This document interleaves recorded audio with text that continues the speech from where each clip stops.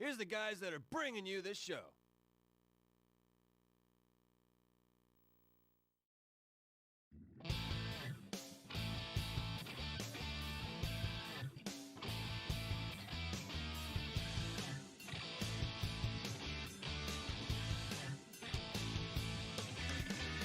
It's a wrong road. I go when they're getting newborns. But it's stronger. The farther on you go. Thought I knew you, but can't never say I knew me. That sorry shadow I could turn out to be. Sometimes I cannot. Just can't understand where my head is at. Oh, what my heart is saying. All throughout the struggle, sometimes I feel I can't shake the habit. I just can't wake up. But I know in the end I'll be the chill. 'Cause the road will go on with me or without. Making no compromise. Fighting for a better life. What's up, people? I'm Sonic the Hammons, and welcome back to Persona 4 Arena. I guess this is kind of like a double feature, isn't it? You guys remember Cartoon Fridays? It's kind of like that, except it's on a Saturday now, so that's pretty cool. But anyway, I hope you guys are still doing well. We had extra time because we finished up Akihiko Sanada's story like super quick, son. So we're gonna go ahead and start doing Aigus' story. Oh my god, I see you, Rabbit. Rabbit is like so excited. Rabbit is having the time of her life. Rabbit is probably vibrating just all over right now. She can't contain. She can't handle. That's fine. We're getting ready to start it right nowish. We're just going straight for it. I never felt like so miserable. Are you awake? That was Johnny, but like, what character would be talking to him like that? I'm sorry. I had turned off my consciousness to test the new equipment installed on me. Yes, that's why we use the emergency channel. We've been asked to go into action. Okay. Has something happened? Who sent the request? We'll brief you on the details in transit. Okay. Also, regulations say that the member with the lowest serial number is in command. Currently, that's you. Okay. I'm in command? Are you sure about this? After all, You're well suited for it, in my opinion. Oh, well, that was a nice thing to say. understood.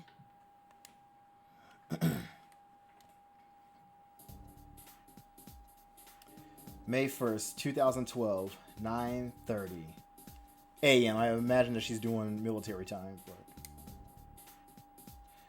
men equipped with assault suits and tactical vests line the concrete ground. Their urban camouflage and unmoving poses give them the appearance of an orderly line of rocks. 30 minutes have already passed since the special assault team took up positions near the passenger plane stopped on the landing strip. Their captain glares at the passenger plane before he slowly turns around and looks at each of his men. Every last one wears ski masks and thick tactical visors to mask their identities, but he knows them nonetheless. Tell me about the situation and make it quick. We don't have much time. One of them steps forward next to him. The touchscreen tablets in his right hand had a summary of the case on it. On May 1st, 2012, around 900 hours, a wide-body passenger aircraft headed for Kasashima sent out 7500 squawk code during passenger boarding. Following the signal, the captain reported to the control tower that their aircraft had been hijacked. Since the uprising occurred during passenger boarding, only half of the passengers, 168 exactly, had boarded. The 10 crew members bring it to a total of 178 hostages thought to be on board. Some passengers seated near the hatch had succeeded in escaping. The following points were gained from questioning them. Take care not to be seen by the hijackers. There are 3 hijackers. All of them are covering their faces with ski masks. All of them are armed with what seems to be pistols. From their voices and builds, they appear to be males. They all spoke fluent Japanese. Currently, the aircraft in question has moved to the front of the landing strip at the hijackers' insistence and is stopped there. The authorities have attempted to negotiate with the hijackers by radio, but they have made no demands. The team member finishes his report. The captain nods silently and addresses his team. There hasn't been a plane hijacked in this country in over 10 years. None of us, not even me, have dealt with this before. Still, the procedure remains the same. Trust yourself, remember your training, and keep a cool head. The captain turns towards the plane again. Taking that as a cue, the team scatters to their specified posts to take up positions. The only thing to do now is to see what happens. Eventually, 10 o'clock comes around. Half an hour has passed already with no developments. Repeated attempts to raise the hijackers have been made, but they have yet to make any demands. Tensions are beginning to rise.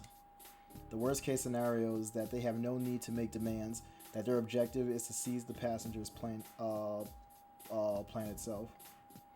In this case, the team will be facing a large-scale terrorist attack. Come on, talk to us. The captain mutters to himself, deep in thought. From the perspective of rescuing the hostages, every second that passes without learning the hijackers' objective is a second wasted. The captain and his team can wait in hiding, but the same is not true for the passengers on board. For untrained civilians, extreme stress can easily lead to physical and mental problems. It's true not only for the hostages, but for the hijackers as well. When people lose their nerve, they tend to act rashly. The hostages will begin to lose hope, and the hijackers will begin taking it out on the hostages. An hour into the incident, anything could be happening inside the plane. The captain could do nothing but glare as the time ticked by. After 15 more minutes had passed, a slight change in the situation was reported. All emails and calls going through the stations near the airport are being checked. The details of this message, thought to be from inside the plane, are not confirmed. It appeared that the hijackers had confiscated all cellular phones as per standard hijacking plans. But Sir, there's a report from HQ. They picked up a transmission from one of the passengers' cell phones. am I the only one? What's going on, Cons? Am I the only one that knows Lavera's kind of a New York accent? No, I dig her accent. I love her accent. No, I caught that on that like when we first met her way back when. But no, I like it. It's different. It's so different from everyone else's accent, so I dig it. And it's not something I hear very often in things, unless everyone has like a New Yorker accent. That's one of those accents to where like I don't really hear it in media unless everybody has that accent. New York accent in Japan, right? But yeah, it's rad. It's pretty rad. But how you doing, dude? It's good to see you. It's a smartphone with GPS, so they can tell it's inside the plane. Oh, poop. Confirm those details for me. There are two possibilities. The hijackers are using a passenger's phone to contact associates outside, or that a passenger is contacting someone in secret. The latter possibility is more likely. More and more devices have communication capabilities now, making it extremely difficult for hijackers to remove them entirely from play. And the more hostages involved, the more courageous they become, and the more likely to take risk. They can't stop us all. Unfortunately, more hostages involved means it's all the more dangerous to provoke the hijackers. Each individual hostage is worth less to them. The details of the transmission make it apparent that the situation is worse than the team had assumed. The cell phone's owner is a man in his 60s and first class.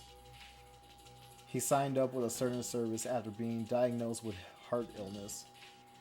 It's a remote EKG monitoring service that keeps track of the patient's heartbeat.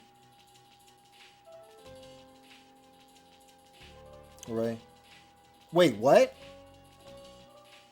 Hold on, wait, are you like...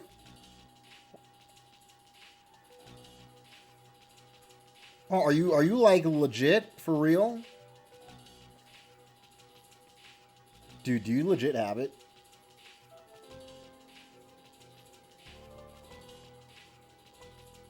Holy crap, man. Like I am sorry, dude. How long have you had it? Is it something you even want to talk about right now? Like, I'm not gonna force you to say anything. I want to make sure you're like... I mean, like, I know you're not okay if you have it, but if... Yeah, send all the love to him. Hold up.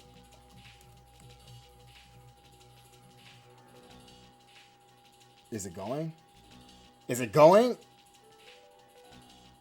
There we go.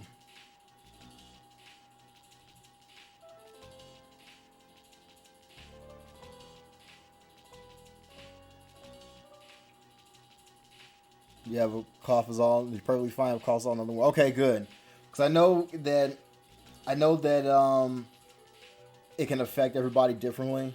Some people get it really bad, and other people have literally, like you said, just a cough. Like, I'm glad that it's just a cough.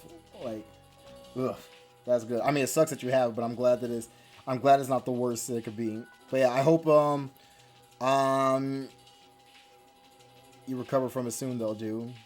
But yeah, I'm glad you're all right, though. Yeah, whew, that's good. But yeah, send all the love to Consuno Kai Gaming, cause he's super cool. It's a remote EKG monitoring service that keeps track of the patient's heartbeat. Did I read this already? I probably did. We're moving on.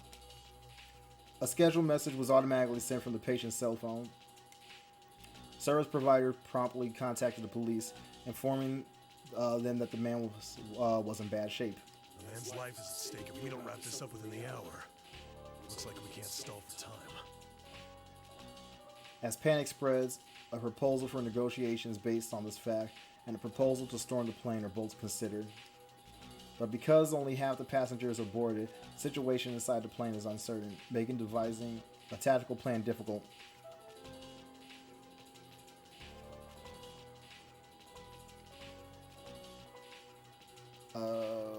Though if nothing is done, a passenger will surely succumb within the hour. Why are they choosing to not show her? A blunder like that must be avoided at all costs. That was the thinking that guided the police officials to make their decision. Same day at 10:30. Man, they've been here for like almost 2 freaking hours. 2.5 hours. They've been here all day. Withdraw? This is a hijacking. What are you thinking withdrawing our people? Yes, I understand. Wait, what's going on? Orders are orders. We'll fall back at once. Get ready. No one understood the sudden withdrawal order. Why withdraw the team during the hijacking? No one on the scene agreed with the decision, but the order could not be overturned. The men here are not the brain, but the limbs, whose power is best put to use by precisely following orders. Just then, another group approaches without a sound. Its members are dressed differently, in suits and trench coats, but all of them wear black with glasses. At a glance, it is clear that they are all tall, well-built, and used to rough situations. When nearly 20 of them gathered in one place, they are imposing despite their silence. They don't seem to be airport personnel, but neither are they known to the police. However, the captain sees a kindred spirit in them and approaches. Who are you? His voice is laced with suspicion. Excuse me, but the man in black at the head of the group speaks dispassionately as if he's heard nothing. For the next half hour, we're in command of this scene. It's the MIB. You didn't answer the question. Who's responsible for this? The captain's tone unconsciously hardens. The group of men in black parts and one of their number in the rear steps forward. The captain can't stop himself from furrowing his brow. He can already sense the unrest spreading amongst his team, watching in silence. One stepping forward looks like a 17 to 18-year-old girl.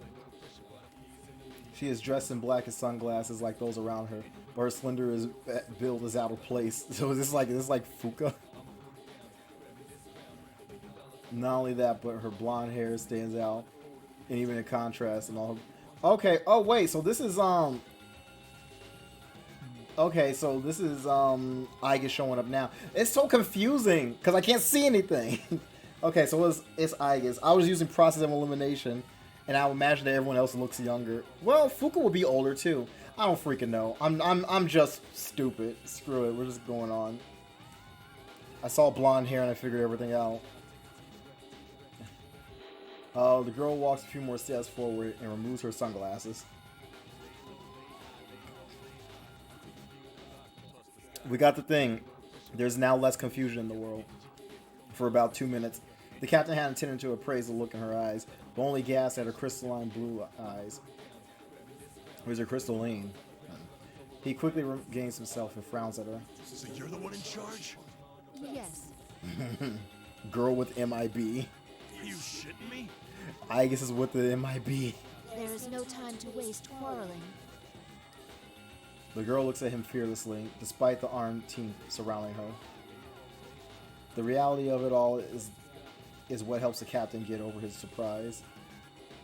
Her age and appearance are most likely meaningless. She is clearly no ordinary girl. Are you not even gonna tell me who you're with? I cannot. So you expect me to hand over control of the scene to you without even telling me who the hell you are? Yes. I believe orders to withdraw have already been issued. Yeah, I was gonna say, you were told to step back. Her calm, sweet voice only irritates him. The captain closes the distance with the girl, and while he stops short of grabbing her suit, he glares into those blue eyes from only inches away. Lady, I don't know what kind of juice you have with the brass, but are you ready to be responsible for the deaths of those passengers? Your protests are doing nothing to relieve the danger. Yep. Rescuing them as soon as possible is my, or rather, our duty.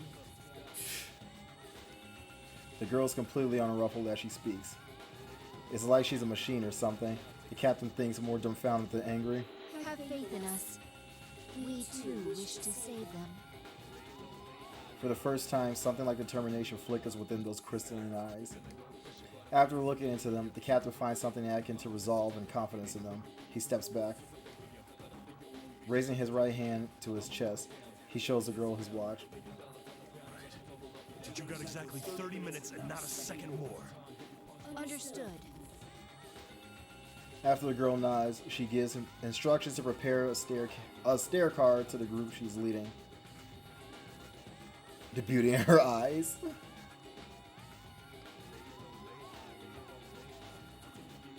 The captain's fist tightens nervously. Oh, Cons, if you're still there, did you hear about Persona 5 Scramble?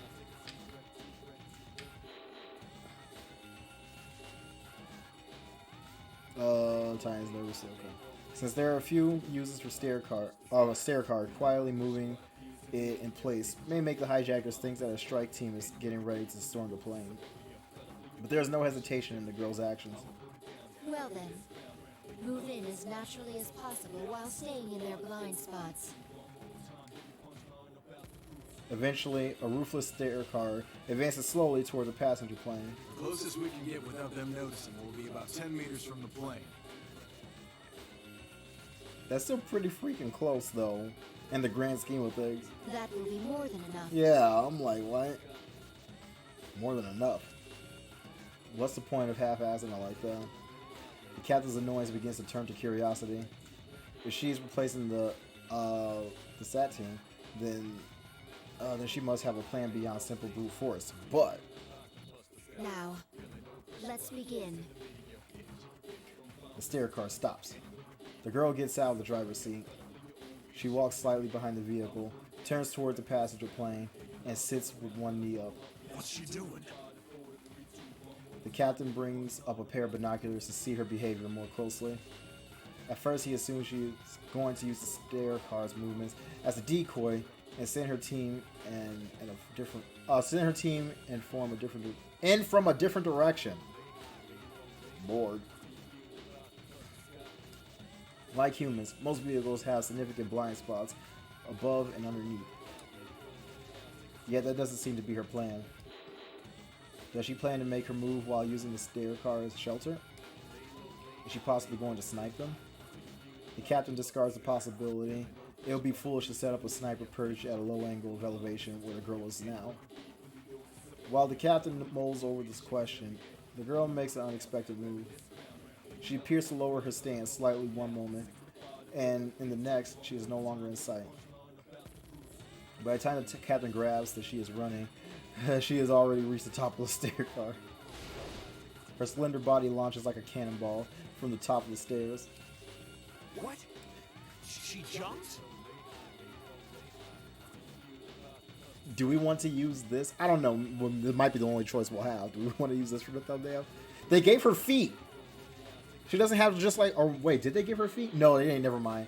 Then no, she just has a hoop still. Never mind. Never mind. That's that. Members voice their surprise. The girl leaps arcs over a distance of over 10 meters. It's clearly beyond the abilities of a human being. Coming in the middle of a hijacking, the scene seems even more surreal. The girl lands on top of the aircraft and stands as if nothing unusual had happened. She looks at the aircraft beneath her and slowly turns her head to scan it from the back to front. She reminds the captain of the movement of a security camera. He knows it should be impossible, but he wonders if she could see through the plane's ceiling. Eventually, the girl seems convinced of something and begins walking. Where she reaches the boarding hatch at the front, she moved her right hand to her back. The captain notices a special knife, coated gray from blade to hilt, is in her hand. What's she gonna do with that knife? She's gonna cut open the ceiling. The girl suddenly lowers her stance and slides down the side of the aircraft. Just as she's about to fall, she thrusts the knife into the jamb of the hatch and dangles from it. This is crazy. She then uses her left hand to pull the handle and unlocks the hatch with ease. Once the thick, airtight door juts out of the aircraft, the girl nimbly jumps into the plane. The captain is shocked by her dauntless methods. He begins to wonder if she intends to defuse the situation on her own. The captain lowers the binoculars and faces the reality before him with his own eyes. Who in the world is she? The doubts he had dismissed rise within him again. Reunited. A warning light. Nice. Okay. A warning light goes on in the cramped cockpit. Two people there notice it at once. One of them is the captain sitting in the pilot's seat. The other is the man holding a gun to the back of the captain's head.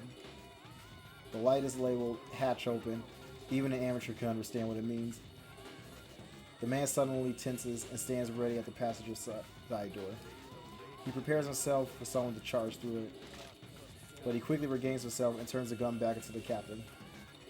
The man casts irritated glances back and forth between the captain and the door for a while, but eventually approaches the door, his gun pointed at the captain. He cautiously cracks open the door and looks toward the passenger seating. Just outside the cockpit is the first class section, but the passengers were gathered in economy class at the time of the hijacking. First class is empty. The man squints. To ward off observation or worse, snipers, the windows are down, coming into the darkened plane, and the bright cockpit forces his eyes to adjust. But from the corner of his eye, he sees a gleam of light shining in that's unlike the regular lights. And within that light is a silhouette. Before he can react, the silhouetted figure closes the distance. A hand grabs the edge of the door and opens it with tremendous force. 2 quick, heavy shots are fired. The man collapses unconscious without a sound. The captain turns around in surprise to see the intruder, a blonde girl with an index finger to her lips to signal silence. She first lays the man on the ground and then removes the pistol in his hand. On closer inspection, it is only a model gun, supplemented with metal parts. It seems he would have been just fine in the mementos. The scenes between the part is in different places compared to a real gun. If taken apart, the disassembled pieces will look nothing like a real pistol.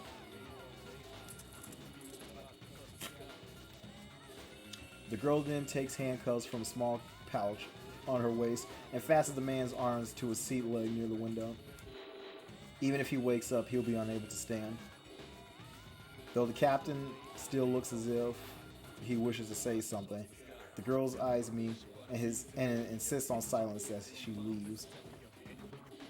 The curtain dividing first class and economy class is closed. The girl hides herself behind it and peeks through. There is a man in each of the aisles on the left and right. Neither seems to have noticed her. The passengers and cabin crew are crammed into seats in the back. Everyone's placement matches the readings from her heat sensors she picked up from above the plane. Both remaining hijackers are closer to first class. The man closest to her is only a few steps away. She judges that he can easily be disabled before reacting if she moves quickly. They both carry pistols, but they are the same type as the down hijacker. From what she can see, these two are merely model guns. The girl swiftly pushes aside the curtain and grabs the closer man's right wrist. The hijacker, caught off guard by the sudden appearance of such a slender girl, stops moving for a moment. In that moment, he surrenders any chance of victory he may have had. With a pained cry, he drops a pistol to the ground. The girl uses her grip on his right hand to put him on the ground, then smoothly pulls out another pair of handcuffs and locks his arms in the passenger seat. Where's she keeping these at? How big is this pouch? Oh yeah, I guess it's on a roll right now. The man thrashes about, but despite his struggle, he is no better than a worm writhing on the ground. The last hijacker finally recovers from his shock and aims his gun. The girl pulls a button from the other man's sleeve and flicks it towards her opponent's face. The button travels at immense speed, though it was only fired from her fingers. The man tries to shield his face, but he is too late and groans in pain when the projectile impacts his forehead. The girl does not let the opportunity pass. She easily jumps over the 3-seat wide center block of seats with one arm and grabs the man's right hand. There, she repeats the same procedure she used before. Their weapons are immediately seized while they are restrained on the floor. The passengers are only now grasping what's happening before their eyes. A murmuring chorus rises. Do not be alarmed. I have come to rescue you. Your safety has not been secured yet, so please stay calm and remain in your seats. The passengers erupt into cheer. There's a sporadic applause as well, but there is a slightly hysterical tinge to it in reaction to the tension of the situation. Excuse me. We were told someone requires medical assistance for their chronic heart illness. His name is... Just as the girl approaches the center of the plane, she senses a male passenger stand up from his seat. He's extremely calm and quiet as he does so. The girl belatedly picks up on the incongruity. All the other passengers are nervous. It is then that she feels something hard pressing up against the back of her head. She knows without looking that it's the muzzle of a gun. I don't know why she did that. It's like, if your safety hasn't been secured, does that mean we should still be quiet? The nearby passengers' cries of relief suddenly turn to screams. I am impressed with your judgment to stay hidden until an opportunity arose.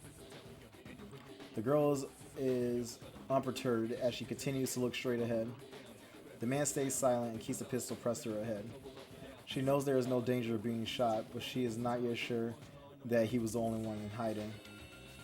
Left with no choice, the girl accedes to his demands and moves forward. And after about 10 steps, another man stands up as expected. Ah, and you too. The man doesn't answer. He slowly approaches from the front. The girl is now sandwiched from the front and back. At that moment, footsteps sound from beyond the curtain leading into first class. The two culprits both react at once, but it's too late. Over 10 men in black rushing at once from beyond the curtain. While the girl had drawn the hijacker's attention with a scuffle, the staircase had closed in. First, they pinned down the man standing in front. The narrow passage gives the man behind her a short reprieve, but it doesn't last long. The moment he lowers the hand gripping the pistol in order to escape the girl's grab his wrist. So focused was he on the men who burst into the scene that he forgot about the threat the girl posed. But like, whatever, you got this. Yeah, like she does, but it's kind of hard to concentrate when everyone's screaming. He's immediately tripped and restrained once he falls on his back. That was easy. The girl stands up and looks around. If there are any more hijackers inside the plane, this will be their last chance to make a stand. But no one rises from their seat. She glances toward the men in black, and they nod back in acknowledgement. It seems the crisis has been averted. The girl carefully keeps her thoughts from appearing on her face and gives an inner sigh of relief. Soon afterward, the sweeper team gives a report confirming that the aircraft is secure. The girl works with the cabin crew to arrange transport for the man with the heart illness before she steps out for a moment. She turns on the blue indicator light on the stair car and waves it in circles towards the SAT position. It is a signal that the crisis is over. She's done already? Yeah. On receiving the sign, the SAT team on standby starts talking amongst themselves. It hasn't even been 5 minutes. There should have been at least 3 hijackers. No, there was more than that. You know what they remind me of? Those guys. Like Men in Black or something.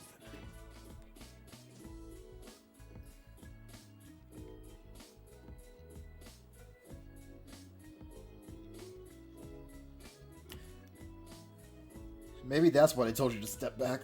Captain, who are those people? Is that one even human? The captain sighs with reluctance. This is just a rumor.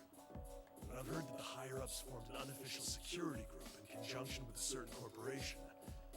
It's supposedly for cases that are a little strange. I hear they have some official standing with the police, too. Though it's all some private enterprise, so technically, there's no authority involved at all. What? But this is Japan we're talking about. The search and destroy unit that answers to no department keeps no records. I've heard them called shadow operatives. He turns on his own blue light as a sign of understanding and waves it left and right. Those response lights come from up ahead. The girl then sees the captain spreading his arms in a shrug and smiles for the first time. She feels slightly bad for them. Her team may have shamed them, though they had done nothing wrong. I should apologize to them later. But then, in the corner of the girl's eye, near the entrance of the luggage carts, at the corner of the building, a figure catches her attention. A girl? Oh! The girl seems to be about her age and is wearing a plain Kappa-like dress. Oh, that's similar to the dress that she wore at the beach episode in Persona 3 that Igus wore. Yeah. So do they like all wear that at the beginning? I guess I don't know. Huh. Like it's not quite the same, but it's definitely similar. The girl in the aircraft feels oddly uneasy at seeing the figure. Wonder got more Persona users to join the cause? Maybe. To begin with, given the height of security, the parking entrance should be strictly sealed, but the figure looks perfectly ordinary. May I check on something? The girl calls to the SAT captain over the radio.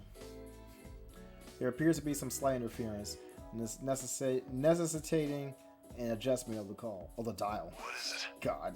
If you look towards my left, in front of the luggage loading bay is...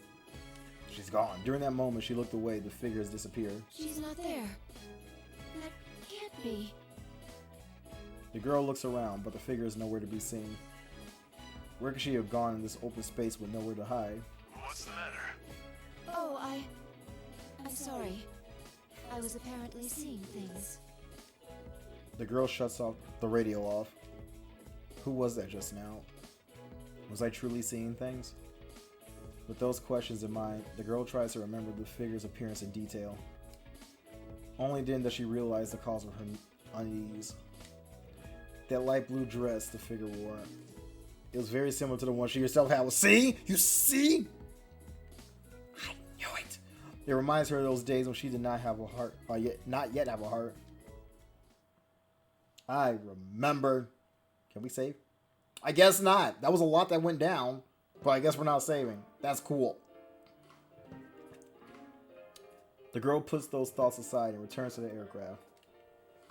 The mission does not end with taking the culprits into custody. In truth, along with defusing the situation, securing the safety of one particular passenger was her highest priority. This fact was not revealed to the SAT team. The passenger was originally seated in the first class, but would have been forced to move. The girl looks carefully through the restless passengers. It is not long before she finds the face she seeks. Looking relieved, the girl walks towards the passenger in question. Are you all right, Mitsuru-san? Mitsuru! I didn't think you'd be the one to come. The woman who answers has long, shiny hair that will make an impression on anyone. Her refined appearance makes her stand out over and above her calm position in her seat. But Aigis knows the woman well. In fact, I was surprised to be called on to deal with something like this. The suspects made no demands. What were they after? At first, I thought I was summoned because you were their target, Mitsuru-san. The higher-ups must have thought the same thing and panicked. Especially considering there's cargo on that plane they wouldn't want made public. Wait a second, that cargo... Is something wrong? This hijack seems strange now that I think about it. They made their move before takeoff, which is odd timing. And they forced the boarding announcement to be stopped. I thought maybe it was their way of trying to pull it off with a small team. Are you saying that rather than a passenger, they were after that cargo? It's true that no one would consider the unloaded luggage during a hijacking. I guess I need you to check on my things. Though if I'm right, it's already too late. In response, Aigis instructs her team via radio to secure all luggage transport routes. Moreover, she requests a search to ensure that no cargo had been taken. Even if you're right, why would they be interested in your belongings? My usual cargo wouldn't be worth hijacking a plane over. But I was carrying something sensitive this time. Normally, if they wanted it, they'd have to bypass a Kirijo facility security or attack the vehicle transporting it. But by doing it this way, they can divert the entire country's attention with a few model guns. Mitsuru smiles. Aigis can tell that she is impressed with their audacity despite herself. Mitsuru-san's cargo. Sensitive belongings for a vacation. I understand. Hijacking a plane out of a desperate desire for undergarments. This incident will surely go down in history.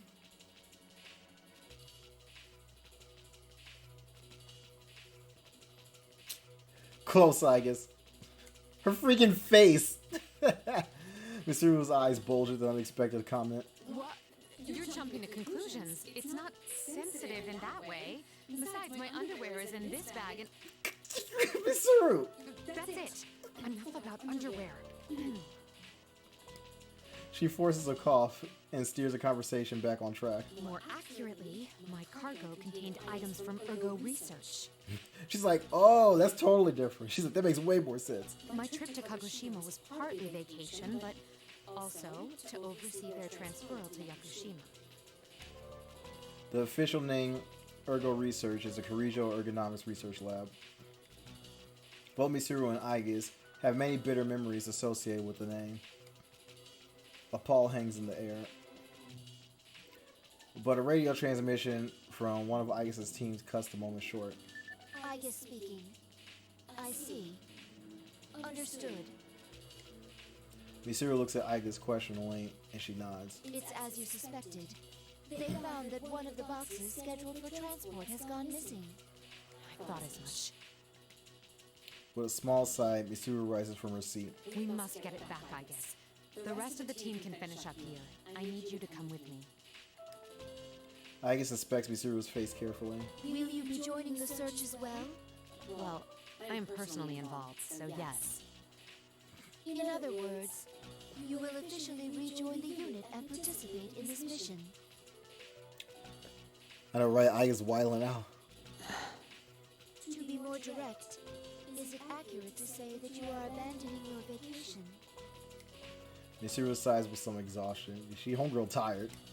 Aigis interrupts her silence as approval. Then I hereby transfer command authority to you, Mitsuru-san.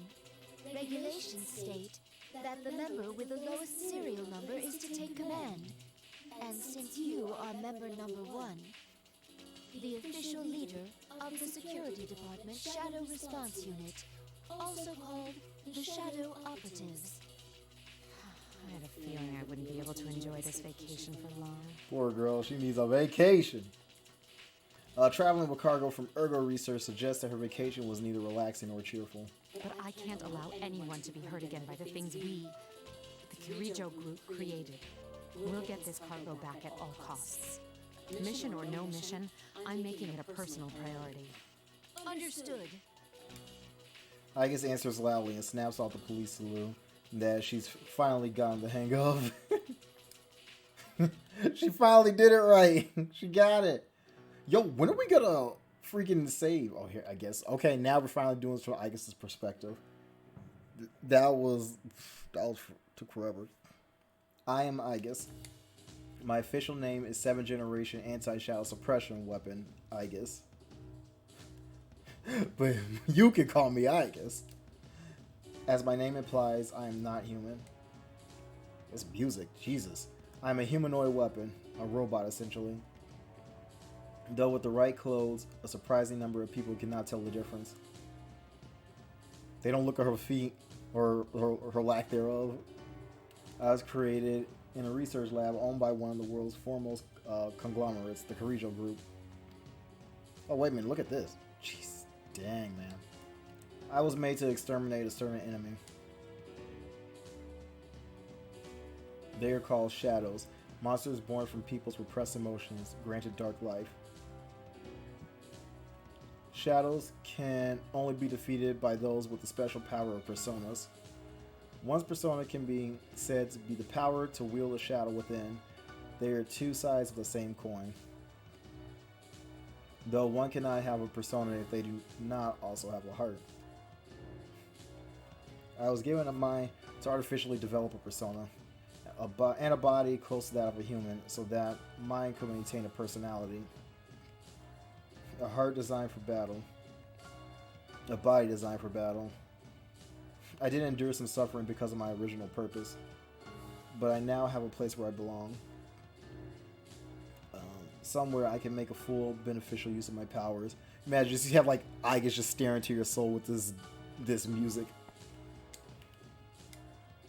Oh yeah. That is the security department, Shadow Response Unit. Our nickname is the Shadow Operatives. The Shadow Operatives were formed at Mitsuru Kirijo's directive. She is the scion of the Kirijo group who created me. She has taken responsibility for shadows. Our objective is to identify and resolve incidents involving shadows by eliminating them. All of our members are persona users or have similar qualifications. During operations, our guidelines state that the member with the smallest number has command. The number that I was issued is 5. Though I'm not human, I am treated as a member and not a piece of equipment. Moreover, my number is in the single digits. It's possible that there will be missions like today where I must take command of dangerous operations. In other words, I am recognized as having the same life and dignity as humans. Because Mitsuru-san and others have such trust in me, I want to repay that trust with results. There is another reason I am working my hardest on this case. Soon after the hijacking was resolved, the stolen cargo was identified. Its contents surprised me. The 5th generation anti-shadow suppression weapon. The unit name lab. Well, she's 7th, then who's the 6th? If there is one, she is one of my sister units. What if we met all of Aigis' sister units? Let's have a game revolved around Aigis and her sister units. She was sealed over a decade ago for some reason, and has been in storage with the other artifacts since then. Labras, a humanoid weapon just like me. Oh wait, did Labras have to kill the others? Oh lord. Oh no. I don't know, we'll see, maybe. Oh god.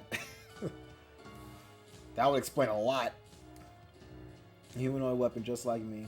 It is possible that she has a heart. If so, I want to save her before she is misused. This is a mission, but more than that, I feel it is a duty I must carry out.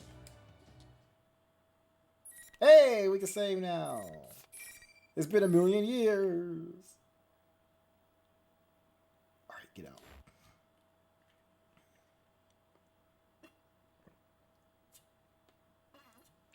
The next day, May 2nd, 2012. We wanted to pursue the vehicle carrying Labras as soon as the hijacking was over, but its complicated route made it hard to track. Due to the sensitive nature of the cargo, it is difficult to set up large-scale traffic checkpoints. Fortunately, the license plate number was determined quickly, and we got a rough estimate of its destination. Thank you, Naoto! Our headquarters was moved to a police facility. Mitsuru-san and our team are sorting out the situation to plan for an operation. And the interrogation of the suspects? It's begun, but all of them are claiming that their memories at the time are very foggy, so they've been sent in for evaluation. The psychologists who interviewed them think it's possible they're not lying. So none of the five have any memories of what happened during the hijacking. Normally that would seem preposterous. There may have been some hypnotic effect, but even then... We're dealing with someone after materials from Ergo research. They'll likely be very well informed about shadows and the mind. Knowing that, it doesn't seem so strange. It would also explain the extreme lengths they went to create a decoy. What else do we know?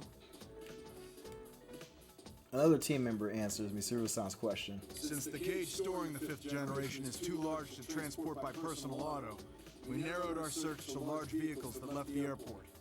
That, combined with the testimony from our observer and data from the transmitter, allowed us to pinpoint the vehicle in question. The police are already pursuing it via the N system. This is the most recent photo. He hands the tablet to Mitsuru-san. The Inaba area. Wasn't this the place where... Yes, our routine investigation last year rated the potential shadow activity in the area at level 4. It seems that the culprit in this case definitely had prior knowledge of shadows after all. If that is true, we must use extra caution. Many people do not know about shadows, though they are enough of a threat as to possibly destroy the world. Then again, I experienced that for myself 3 years ago. If someone is trying to manipulate them, we must prevent it at all costs. Let's talk about the stolen 5th generation unit. I guess as the 7th generation would be her younger sister. A sister. My older sister. I'd like to know why she was sealed. 5th generation anti-shadow suppression weapon, Lapis. The records show her to be the first model fitted with an artificial personality. Not the other day, got destroyed when Charles was created. Ike's sister shadow. Oh, it got destroyed then. They all did? Crap. So how did it well, okay. So they probably just had... Okay, I guess they just had Labras sealed away before that explosion happened, I guess. Maybe. But then what's that case made out of? What's Labras' coffin made out of? What the heck? I don't know. So many questions. In other words, she has a heart? There's no knowing if it was developed enough to call it that. She seems to have been made to gather test data rather than actual field use. What are her combat capabilities? She wasn't given firearms, since her regulatory system was inadequate. So she was instead loaded with some kind of special equipment. A giant freaking axe. Unfortunately, the majority of the records pertaining to her are missing, which means that's the extent of our knowledge. Special equipment. We also don't know why she was sealed. Many of the documents regarding the old Ergo research were lost, probably to cover up incriminating evidence. We don't even know what she looks like. All we do know is that she was a life-sized android. We'll just have to find out along the way. Mitsuru-san swipes her fingers across the tablet a few times and shows it to an aide. I'll need these 3 individuals' cooperations. I'd like to join them in the field. Are you sure about this? Try not to make a scene when fetching them. Not all of them are part of our organization. The aide nods his assent and returns to his station. Misuru-san then turns her gaze on me. And I guess, frankly, I think we can assume that there'll be combat involved. Will you be alright with that? Though Misuru-san doesn't say it out loud, I understand what she means. Our highest priority in this operation is to stop the culprit and mitigate any associated danger, not to rescue Labras. Of course, we will strive to accomplish both, but in the worst case scenario, we must consider the option of destroying Labras and destroying a sister unit. It will be a painful experience if she too has a heart. I thank you for your concern, but I'll be fine. I will do my duty. Misuru-san says nothing more and silently nods. Well then, once we can confirm our target is headed to Inaba, we'll depart at once.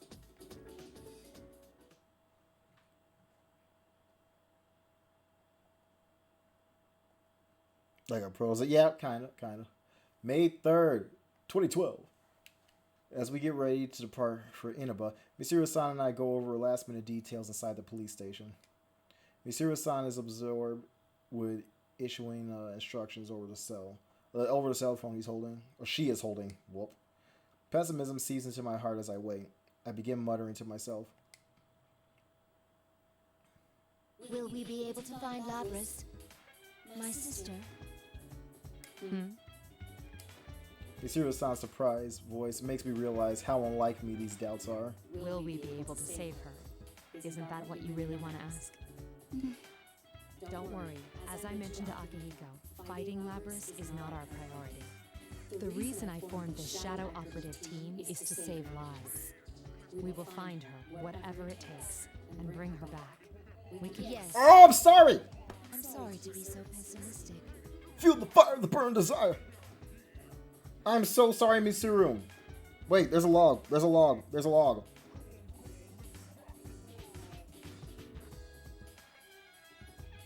This? Okay. We finally bring her back. We can do this. Okay. I'm so sorry, Misuru. She deserves better. Those feelings you have for Labras, you should tell her when you see her. I will.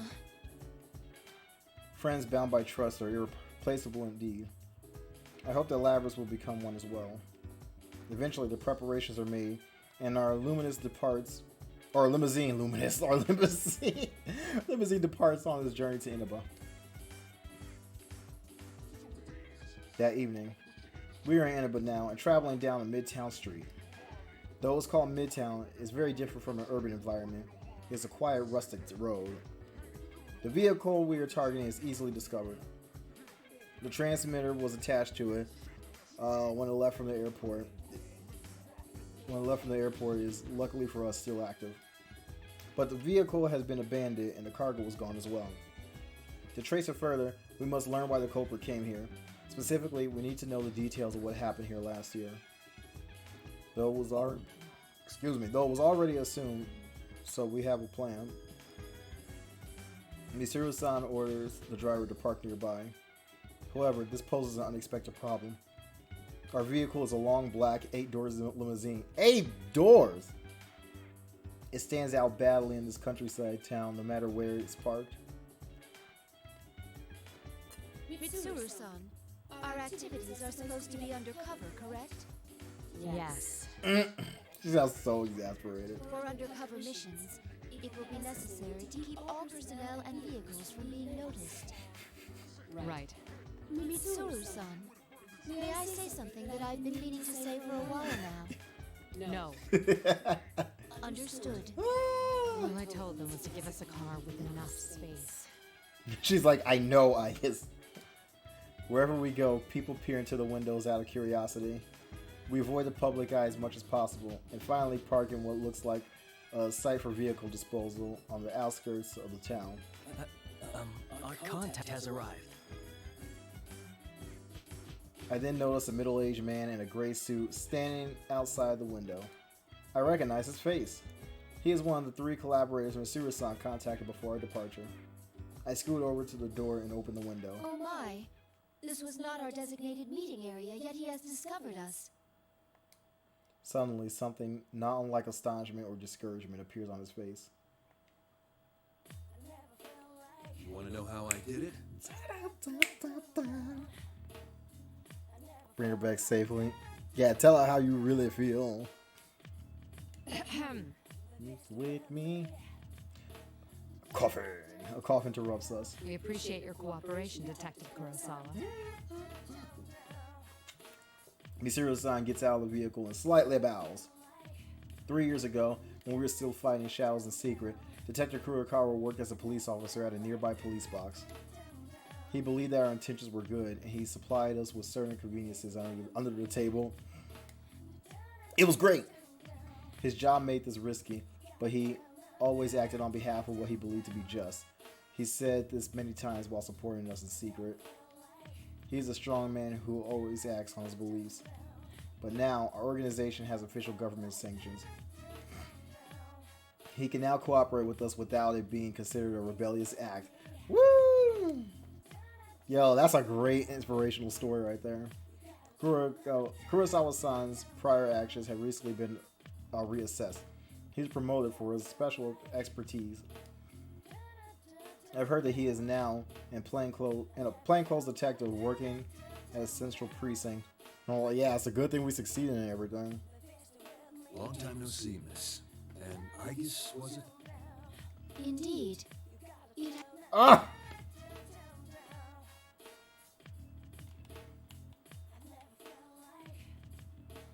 It has been a while. Oh my god, me and my big old fingers. Jesus Christ. I guess deserves better. Misuru deserves better. I'm just horrible to all of them. I didn't even finish their social links. God. Kurosawa-san fixes his eyes on Misuru and me. It is faintly awkward. We're both dressed for combat, and I'm not wearing clothes that camouflage my nature. Oh, sorry. I'm not touching! A humanoid weapon. I was skeptical when I heard, but seeing you in person doesn't leave any room for doubt.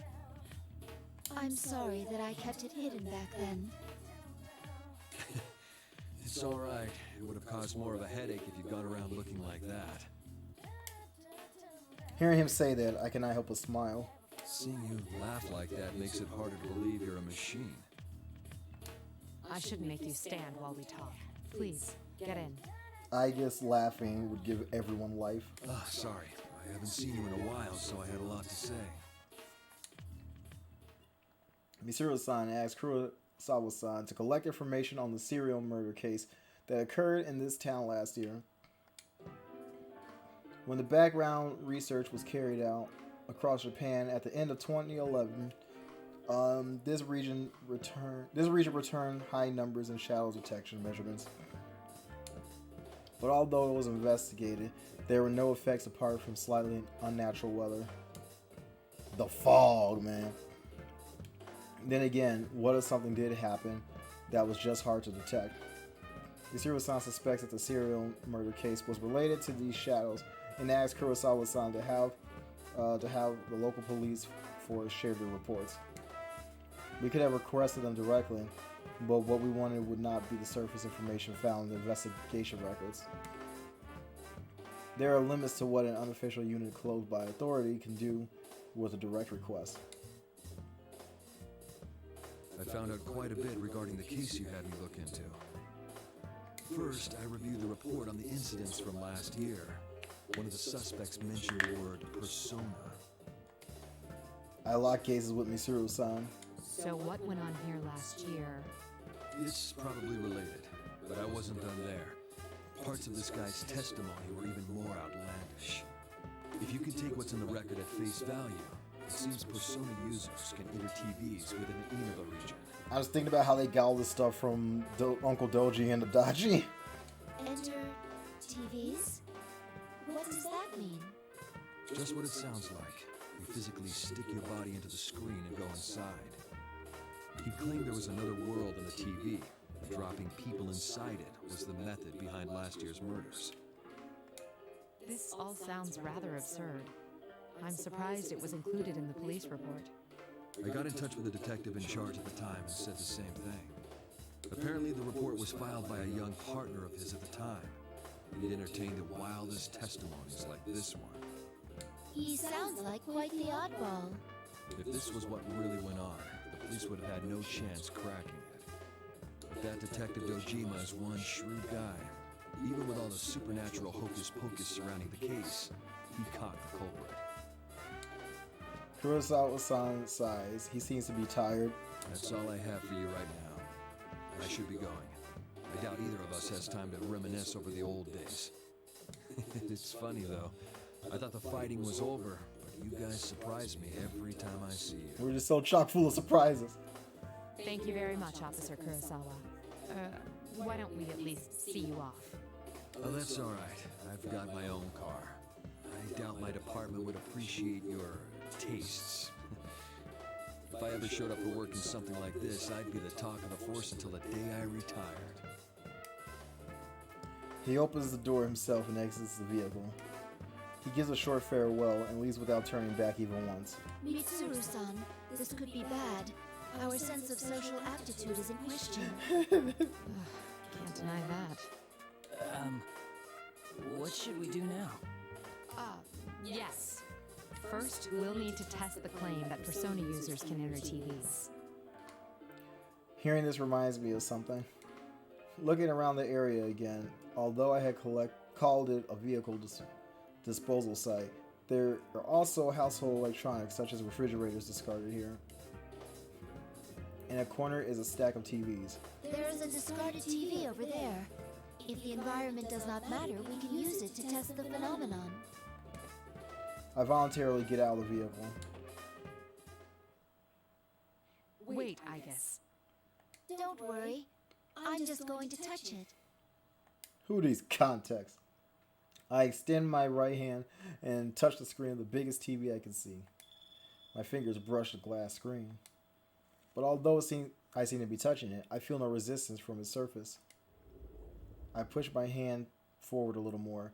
A weak light runs across the screen and my forearm sinks into it. Amazing! Rings of light spread from the contact of my arm, rippling like water across a pond. Interesting. It's exactly as the police report said. What's it like inside? Do you feel anything? Not particularly. No. Wait a moment. My sensor detects a sensation I've never felt before. But the knowledge of what it is already recorded within me. It's the same as mine. It's hard to say definitively since this is my first encounter with it, but I believe this reading is from a personality module. Does that mean our retrieval target is inside the TV? Sounds like fun. Akihiko! He punched through a wall. He climbed out the window. I hear a voice come from an unexpected direction. Mitsuru-san and I look towards it. What we see is a silhouette wearing a low hood that covers his eyes and a tattered cape billowing in the wind like a figure from a western. He is standing atop a mountain of trash with his arms crossed. Is that Akihiko? See, it sounds hilariously stupid when Ike describes it.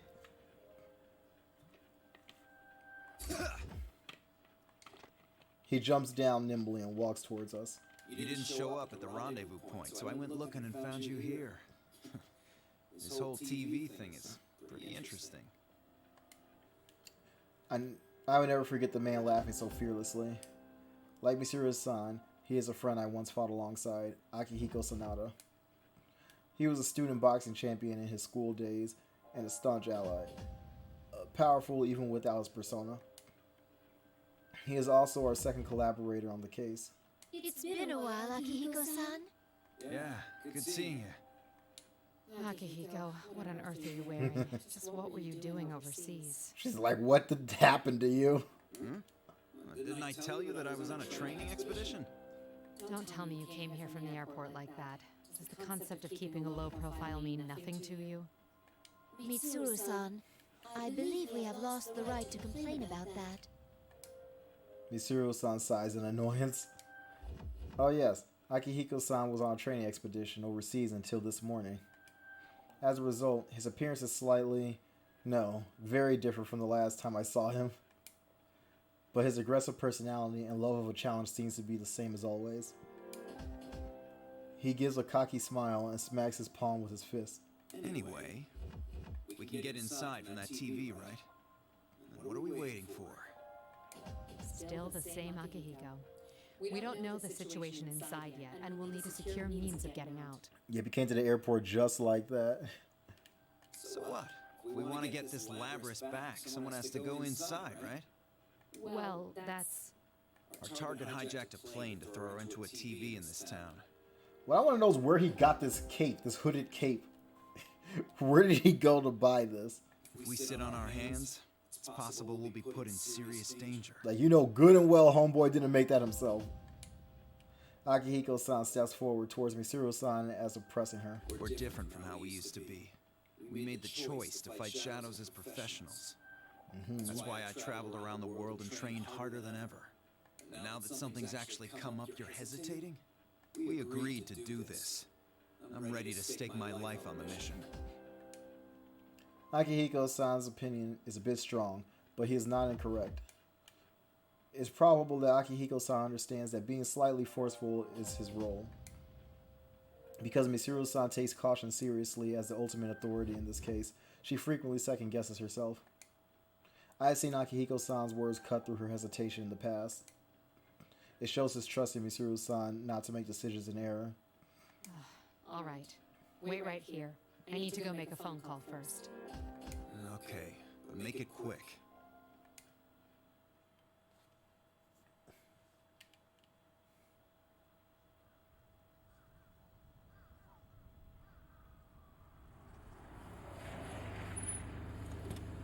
The call was even quicker than before. The other members will wait here in the car. Yeah. If we all barge in and something happens, we'll be devastated. Now that you mention it, at least one of us should be staying behind as well. I am not staying. She gonna fight. Let me see how she plays too. I'm curious. I want to know who she fights. I can't wait to see that. Us three will be plenty. We'll end this in a flash. No problem.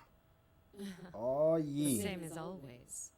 Although, we have no idea what might be waiting for us on the other side. Don't get careless. Right. This situation, it brings back memories.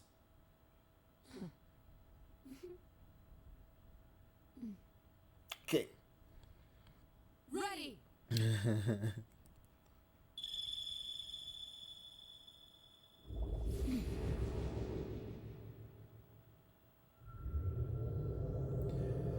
I actually kind of like how they do this with their stories. They actually give you like a lot of time with just Persona 3 stuff before they actually finally get to go to the TV world, because after that it's pretty much mostly Persona 4. So I'm glad they actually gave them some time to do that. Why enter the TV? What's going on? Yes, bookmark.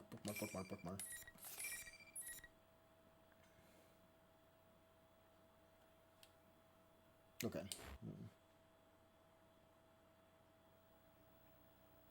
I am surrounded by a white light that strains most of my sensors to their limits. Jesus. A portion of my sensors indicate that I am currently in a state similar to a free fall.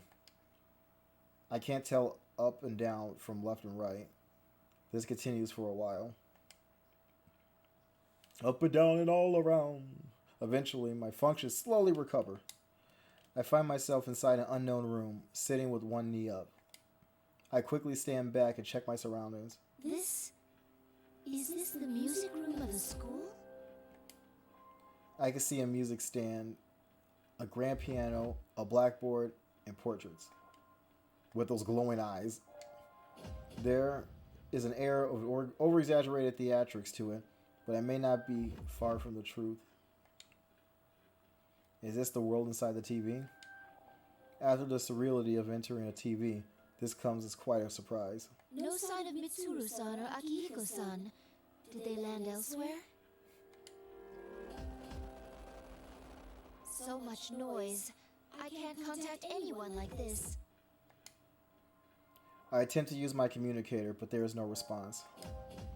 This looks like an ordinary classroom, but it has an alarming amount of radio interference. When I concentrate my senses again, I detect a bizarre disturbance from the entire area that is unlike normal buildings. This may be another world after all.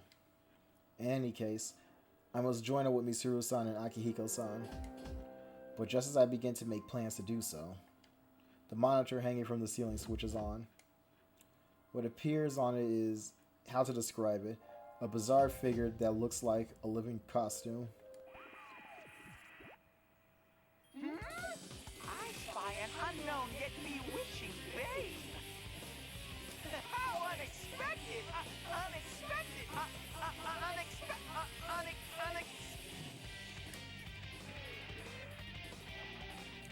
Its comical tone does not last long before the voice becomes distorted and the image disappears.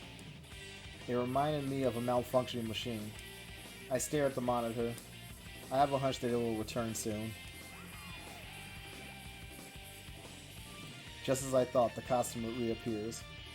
But its behavior is very different now. Case 04, unintended intruder. Entering elimination process. Its mechanical sounding voice is completely different from the joking tone it had before. And that phrase, elimination process. It seems that a battle will be starting. I release the safeties from the weapons built into my body. That's when a large noise comes from behind me. Whoa! Crap. Oh, poor dude. He doesn't stand a chance. A young man in a school uniform comes rolling in with a yell. A human? Ow! Jeez! Decided to open right then! This makes no damn sense. I thought that I was ready for any eventuality, but I had not expected to suddenly encounter a human. Are you alright? You seem to be unharmed.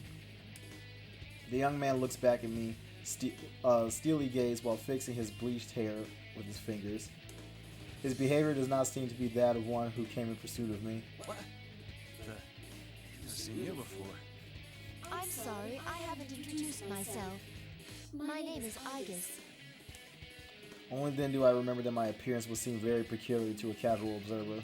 I'm a transfer student. I have blue eyes, blonde hair, Gatling cannon. Oh my god! I'm sorry, forget what I said. In the past, that prepared explanation for students has been effective, but no longer. Okay.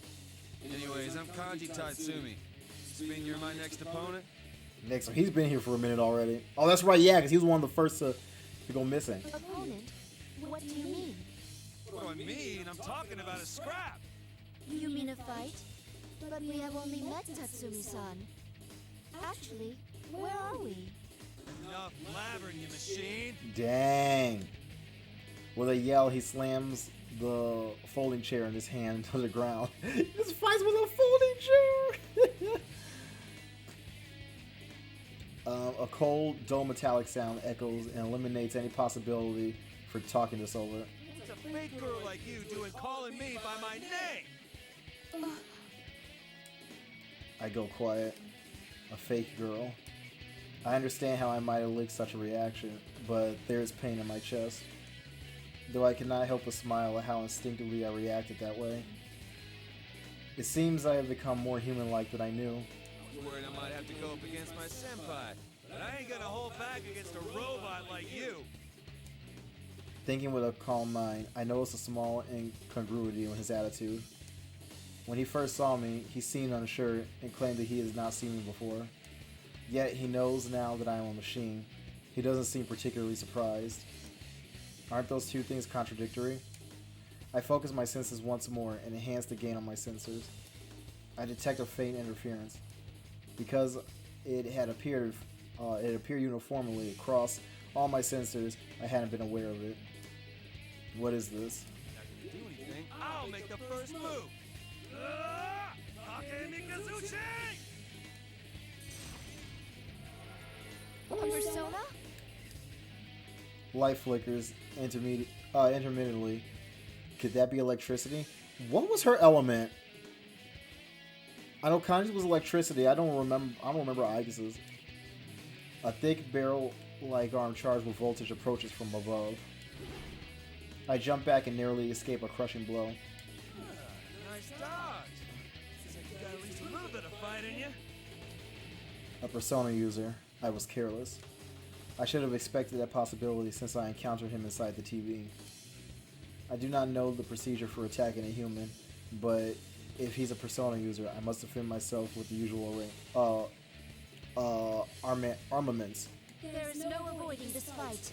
I cannot fall here.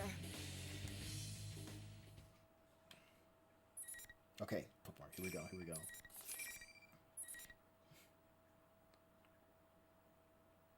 Cool. All right, son.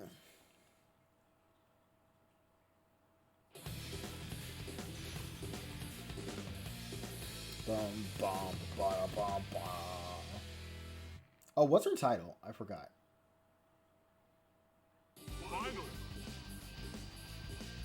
The Heartless Armed Angel. Dang. Yo, Aegis! I see you, girl. Look at her.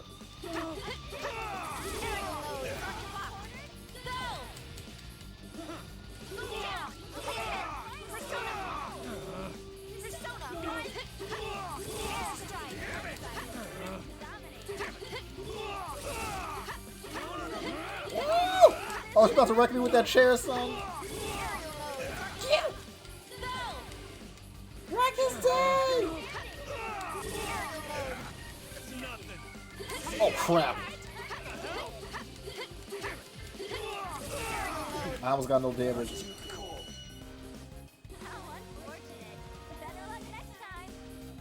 Oh, dude playing trumpet in the back. You see that? She really is packing heat, like, my goodness. Like, he barely got to do anything. That's great. For us, it's because we're playing as her. Oh, that's wonderful. That means we can just proceed without much issue. Are you alright, Tatsumi-san? I held Tatsumi-san off the ground and called to him. After repeating myself several times, I hear a groan. No! Damn it! Ow! Oh, whoa! Hands off! I'm sorry. If you can't stand, then I'll carry you. Yo, she'll do it, dude. I picked up Tatsumi-san, who was still lying down with both arms. Whoa! Damn! You're a whole lot stronger than you look. Whoa, whoa, whoa, whoa! How come you're carrying me like this? Like a bride or something? This is the spousal method of carrying. It ain't. It's the bridal. Oh, wait a second. It's pretty much the same thing? Tatsumi-san, you seem completely fine. That's what I've been saying. Stop with the Tatsumi-san crap. It's making my skin crawl. Just call me Kanji. You don't object to being called that? I'm an artificial person, after all. Huh? Who cares? If I say it's fine, then it's fine. Will you put me down already? When I put Kanji-san down, as requested, he turns his back and repeatedly scratches his head. I feel as if his demeanor has changed compared to how it was before the fight. His loud voice and rough words are the same, but the sense that he will not listen to a word I say is gone. I feel that I can make myself understood now. Well then, Kanji-san, allow me to ask again. Where are we? And what did you mean by opponent? Huh? You're not an enemy that Ted set up for me? Ted. Are you referring to the bear who appeared on the monitor? This is a fighting tournament. Only the winners get to keep going. I lost this time. Oh well. I wouldn't make it in the big leagues. That sounds like something Akihiko-san would say. Huh? Sorry, I was just talking to myself. Gotta say, back one hell of a punch. Gotta be real good. Punch? But I didn't throw any punches. Listen though, the rest of this tournament ain't gonna be so easy. My senpai are waiting up ahead. There are more people here. Could you estimate how many? Kanji-san smiles dauntlessly and gives me a thumbs up. I don't really understand why, but I give him a thumbs up as well. Good job. Then Kanji kneels over. I rush in to catch him. When I look into his face, is still smirking, but he has passed out. It seems he was fighting through his fatigue for the sake of his pride. He doesn't seem injured, so I carefully set him back down on the floor, and we just walk away. Suddenly, that costume Kanji-san called it Teddy appears again on the monitor. Intruders are persona users. Due to difficulties in elimination, they will be acknowledged as valid targets. Is using that mechanical tone of voice again. The intruders must be me and the others. Since I won't be easy to eliminate, it appears that he is changing tactics. But what could he mean by valid targets? The monitor screen turns off once again. Just like before, it flickers back on after a few seconds. Yeah. It's the same face as before, but a completely different attitude. Woohoo! What a fox! To join in on our fun? I'm A-okay with that if you're up for a little fighting. I'll wait for you in the next arena up ahead. This is more how he sounded at the beginning. He's gone back to normal, or at least recovered from the abnormality. Oh, silly me. If you're cutting in, you don't know who I am. I am General Teddy. Remember that name well. General Teddy. Apparently he really is a teddy bear. He doesn't seem like one, but a number of things he said caught my attention. Joining in on our fun and arena. These are in line with the tournament Kanji-san mentioned. Is this a tournament being held here? But the monitor is silent once again and does not return. I do not think I will make any progress if I remain here. I poke my head through the door where Kanji-san appeared to check my surroundings. What looks like a school hallway leads straight ahead. There appears to be no danger nearby. I managed to hoist Kanji-san's body over my shoulder and try to leave the room. What? She was going to carry him throughout the entire school, but something gets stuck and prevents me from proceeding. I stop and check, but I cannot see any obstructions. Both of the sliding doors fell off when Kanji-san came in the way it's completely open. It should be wide enough for me to pass through easily, even with a person over my shoulder. Yet I cannot. Something is getting stuck. I slow my walking speed to check to see what part of me is getting caught. That's how I discover something surprising. Nothing is blocking the way, yet only Kanji-san's body cannot pass through the door. It seems there is an invisible wall, one that is selective and prevents only Kanji-san's passage between the room and the hallway. Something Kanji-san said comes back to me. Only the winners get to keep going. Is this what he meant? I increase the sensitivity of my various sensors, but I cannot detect any wall here. I have no way of destroying what I cannot touch, which means I have no choice but to leave Kanji-san here. Oh well. I will come back for you later. Please stay safe until then. Once he comes around, he's still a persona user. It's not as if I'm leaving someone behind who can't fend for themselves. I reluctantly convince myself to move on. Man, her first opponent was Kanji. While moving down the hallway, my sensors continue to pick up disturbances from everything in the school. It all looks so normal though.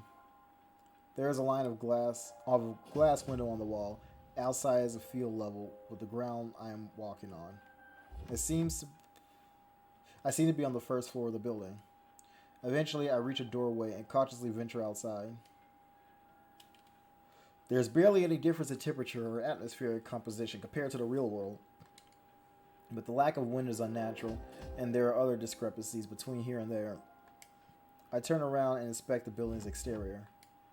This is indeed a school. I walk along the wall and go around the building. Soon, I reach what seems to be the main gate. I turn towards the school building once again and come to a realization. I recognize this place. Ooh, yeah. I have seen a photo from this angle and the preparation materials. As I recall, this is a high school in Inaba. To make sure, I step past the school gate and check the nameplate. The name engraved on the gate's pillar is Yasagami High School. I cross-reference the name with a map of the area and find a match. This is confusing. A real-world location has been completely recreated inside the TV. Why is it structured like nesting boxes? Just then, I sense something move in the corner of my vision.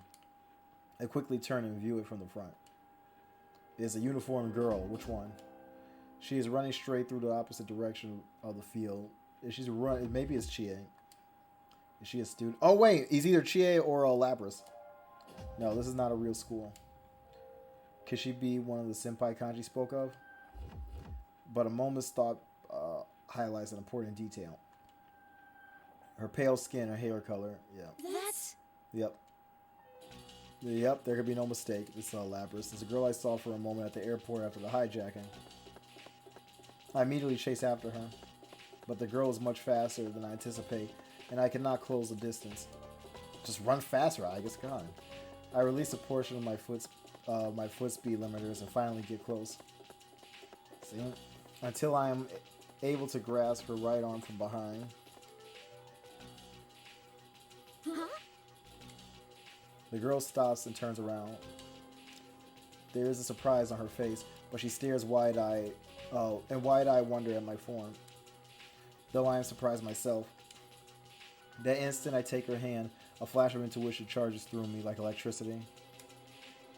This girl is Lapras. I am unaccountably convinced. Who are you? That's one funny-looking costume you've got on. Oh, well, Oh, of course. You're mixed up in this racket too, aren't you? Racket? Does she mean the tournament? No, I am not in this tournament of my own free will. Really? Then you mind letting me go? I'm the student council president. I can't be letting people run wild at this school. Student council president? Didn't I tell you to let me go? Are you trying to get in the way of my work here?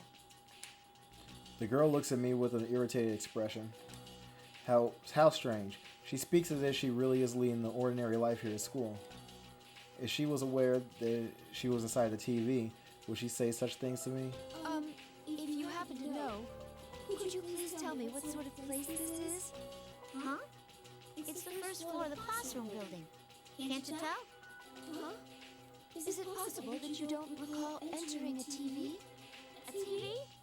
Listen, I don't know what you're talking about, but I'm kind of in a hurry here. And I don't know. Before you do, please tell me something. Who are you? Who? What'd you stop me for if you didn't even know? I just told you. I'm the student council president. What hole have you been hiding in? The elections were just last week. Are we done now? Because I got places to be. The girl ends the conversation sternly, shakes off my hand, and runs away again. In an instant, she has disappeared into the school building. Please, wait! I go after her, but just as I enter the hallway and round the first bend, something blocks my path. But I can't see what it is at all. I can't see it, yet when I reach out my hand, I can feel it. I think I know what this is. That wall again! Yup. An invisible wall that prevented Kanji-san's passage is most likely the same thing. Once again, I am surprised. I could touch it, yet my sensors detect nothing. It is much stronger than I had imagined. It repels even gunfire, let alone physical strikes. I attempted various methods to destroy it, but before I can, the girl disappears from view. It seems I am forced to try a different route. I consider the situation once more. Was that girl truly Lapras? There are too many factors now indicating otherwise. Her appearance and the feel of her arm when I grasped it a moment ago. Both are strong signs that she is human. If she is entirely artificial, then she could not be part of an older generation of models than myself. Her speaking voice and behavior were both also indicative of known human patterns. Okay. According to the records of Lapras' development, she was sealed away soon after.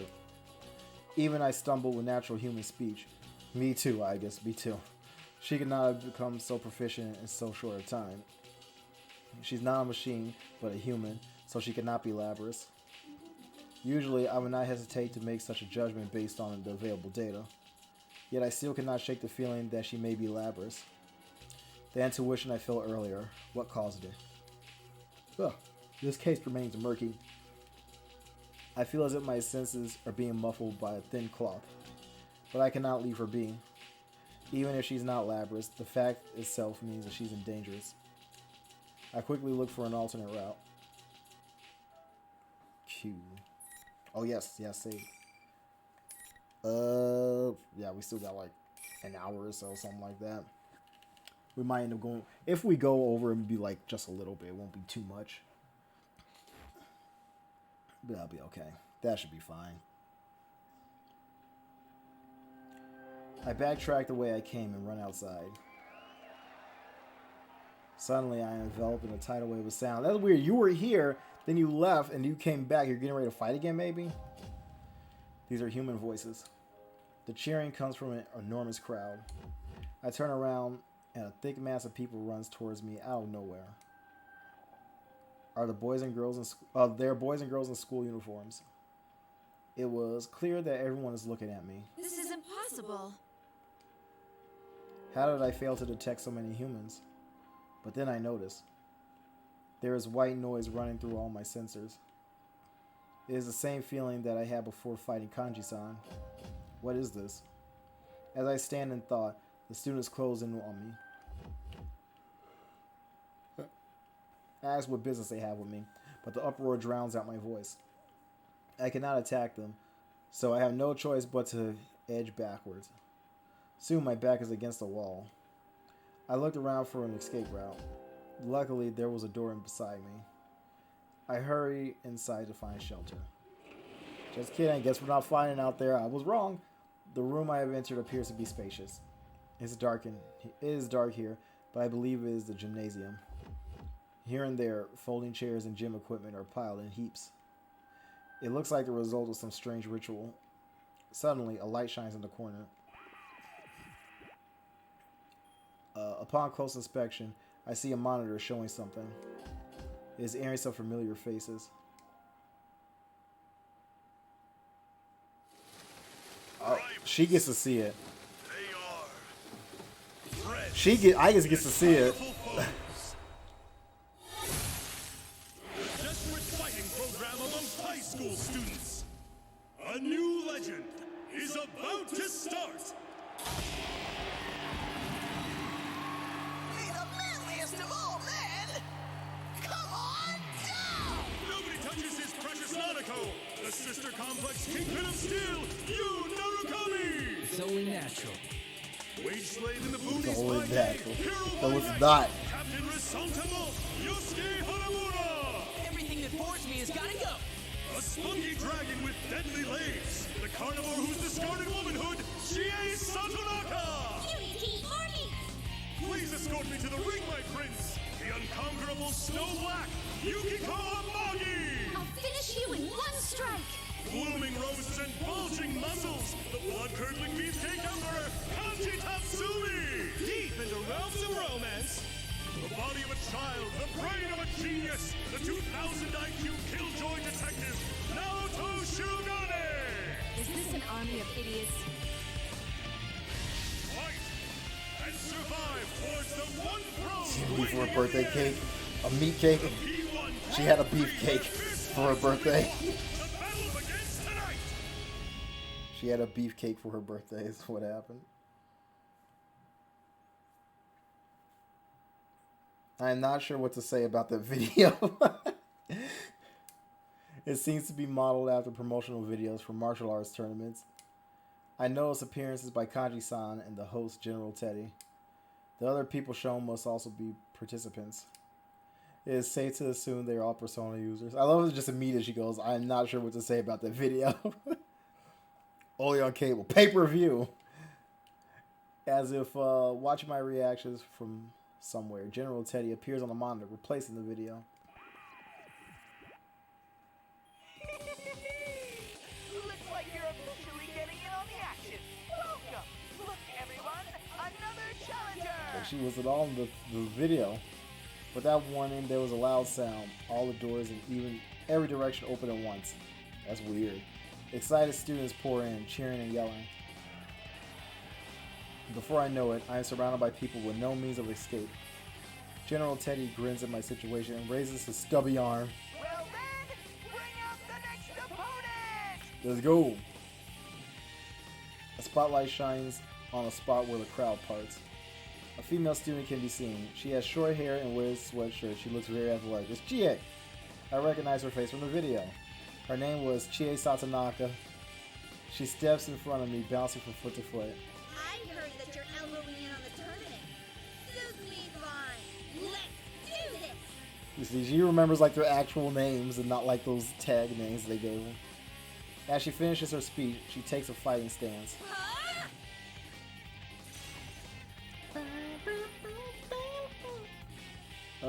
Just then, a gleaming silhouette appears behind her. It is another persona. Chie-san extends her palm, facing up, and motions with her fingers, taunting me. Ooh, she's ready and raring to go! This is strange. Chie-san's willingness to fight is odd enough, but even stranger are the students in the crowd. Even when seeing a persona up close, they show no signs of alarm. Come to think of it, how did they get here? I cannot believe they are all persona users. But even if they were, would they be so excited over such brutality? While stuck in a mysterious world filled with potential dangers, that does not seem likely. Perhaps my basic assumptions are faulty. Could they like these buildings be unreal? I cannot jump to conclusions, but I decided to take the offensive. I turn to the monitor. General Teddy is bouncing up and down gleefully. I will fight on one condition. Which is? Interesting, he answered me. I can hold a conversation with him, which means he can see and hear me. That you immediately release all these students from this school, or rather from this world. If you do that, I will fight as you wish. Tut! Making demands to me? Before you get too worried about other people, why not worry about yourself? I will not fight unless you guarantee their safety. I glare at General Teddy through the monitor. I didn't want to involve the students, but I have an idea. Sheesh! What a stubborn girl! Oh, he snaps his stubby fingers. I forgot Teddy has fingers. The room instantly fills with light. I warm myself against it by covering my eyes. A few seconds later, the brightness fades to normal. As my eyes adjust, I see that the students have vanished. Is that what you wanted? The general smiles proudly. My guess was correct. If the students were fake, it is easier for him to remove them than talk me into fighting. As a result, my sensors detect the moment when the students disappear all at once. The only human here is Chie-san in front of me. Looking around, it seems that not everything disappeared. Human-like figures remain, as if the shadows of the students were burned into the scenery. There were several about the gymnasium.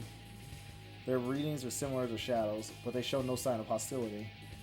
So these are the true forms of those students. They have been unmasked. Honestly, you're in no position to be making demands, you know. Their true form has been revealed. That's essentially what just happened. Just this once, because it's no fun if you don't both go at it to the claw. Even if you don't resist, your opponent will show no mercy. It'll be a grisly sight. Come on! Even if the crowd was still here, would you not have hit back when I hit you? No. The safety of the people must be prioritized above all else. Ha! That's pretty cool of you, actually. But self-sacrifice doesn't mean much coming from a machine. It can just fix you right up. Oh, that's right. It doesn't even count as self-sacrifice for a machine. It's just what you're programmed to do. Dang, man. You probably don't feel pain or anything, huh? It just seemed that way because you look human. You may not understand, but I can sense pain as well. Really? That's such a weird thing to program into a weapon. It doesn't make any sense to me. Yeah, that's true. I think I just got a worse than the other two did, than Masuru and Akihiko. I struggle to answer. Chie-san smiles wide. Well, that's fine with me. Means I can fight you without pulling any punches. Her smile disappears and her eyes spark with fire as she launches herself at me. I would rather not fight her, but she is a Persona user. I clench my teeth and make myself ready to intercept her. If I must fight you, then I will. Let's go! Yes, hug Aegis. Save, please. Okay.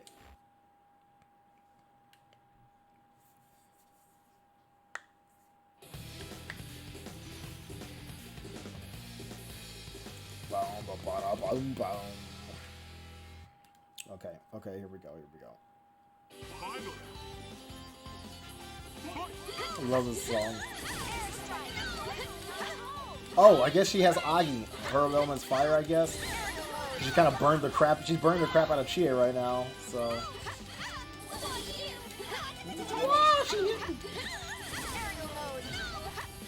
Because I never block. Whoa!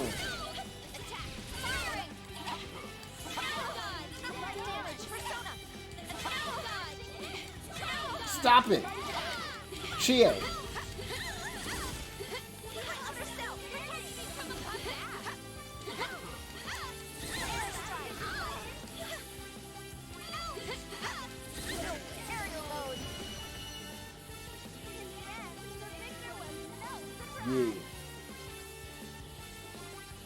Things are fine now.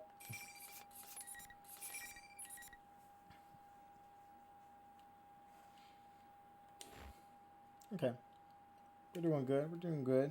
Oh, sheesh. Wow. You're definitely a pro when it comes to fighting. I'm sorry. Are you alright? Yeah. But boy, I didn't stand a chance against you. Hey, what's all this about you being a robot? She's upset by her loss, but she seems cheerful. She didn't show this open-mindedness before the fight. Perhaps as Wakanji-san, I can make peace with her by... No, it is vain of me to think that is possible. Her words echo in my mind. It doesn't even count as self-sacrifice for a machine. It's just what you're programmed to do. I hate to admit it, but Herb's observation is correct. I may seem like a ridiculous machine to you, but I'm still... Huh? I never said that. Wait. You're not acting like you did before the fight. I'm surprised that you're a robot, but what gives? Chie-san looks stupefied. Her expression confuses me as well. She stated it clearly, yet she doesn't remember. Then something hit me. Didn't things go similarly with Kanji-san as well? Could it be that something was done to the participants? No, I should avoid drawing conclusions based solely on speculation. Besides, there is something I must do first. That reminds me. I haven't introduced myself yet. My name is Aegis.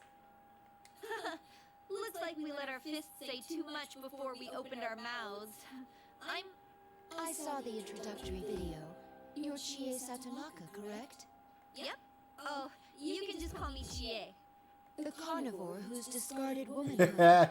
Okay, you didn't need to bring that part up, and I didn't discard anything.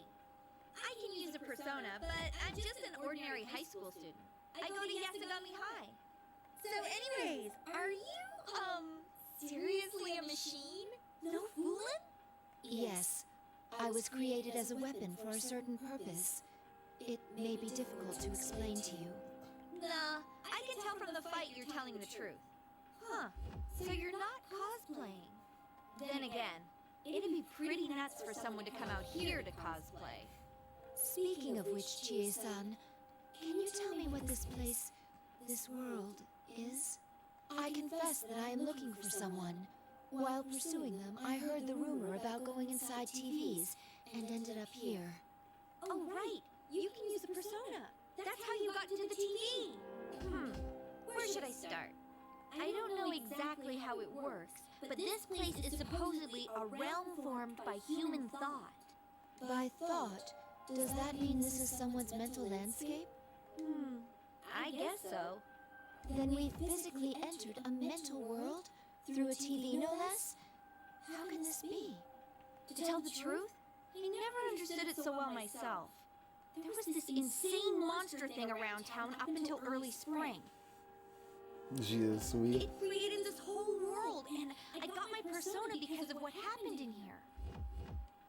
Chie-san folds her arms with a troubled look on her face. Come to think of it, all this stuff should have been over and done with. But you see that ad showing on the monitor over there? It suddenly started getting shown on TV in reality.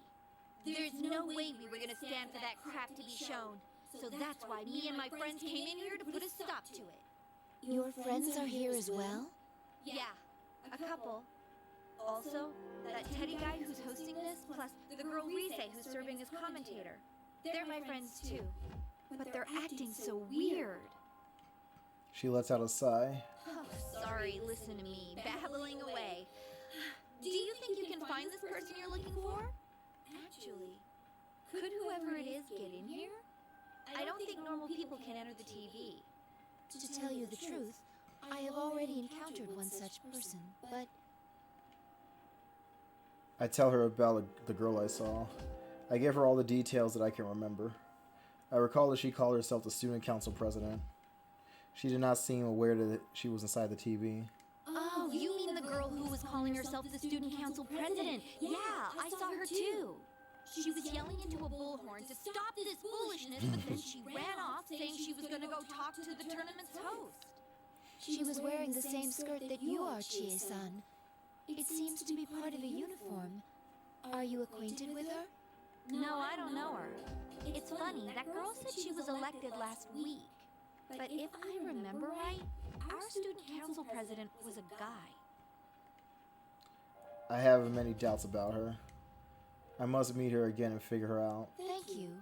I now have a better understanding of the situation. Well then, I should be going now. I would like it if you could come along, but... I know, I can't leave here, right? I'll stay put for now. I will come back for you later. You may find it hard to trust me, but... No, I believe you. Chie-san replies unhesitantly. I've been through so much over this past year that I'm pretty confident I can read people. Honestly, though, what other choice do I have? If you run into any of my friends, tell them I'm okay. Yeah, it's not like she can say, I don't believe you. I'm gonna go on ahead. That's not gonna get her very far. I will. After wiping the dust from her right hand with her sleeve, Chie-san extends it to me. I guess on, right? So, if this was some fighting manga, we'd beat the tar out of each other, then shake hands in the end as best friends.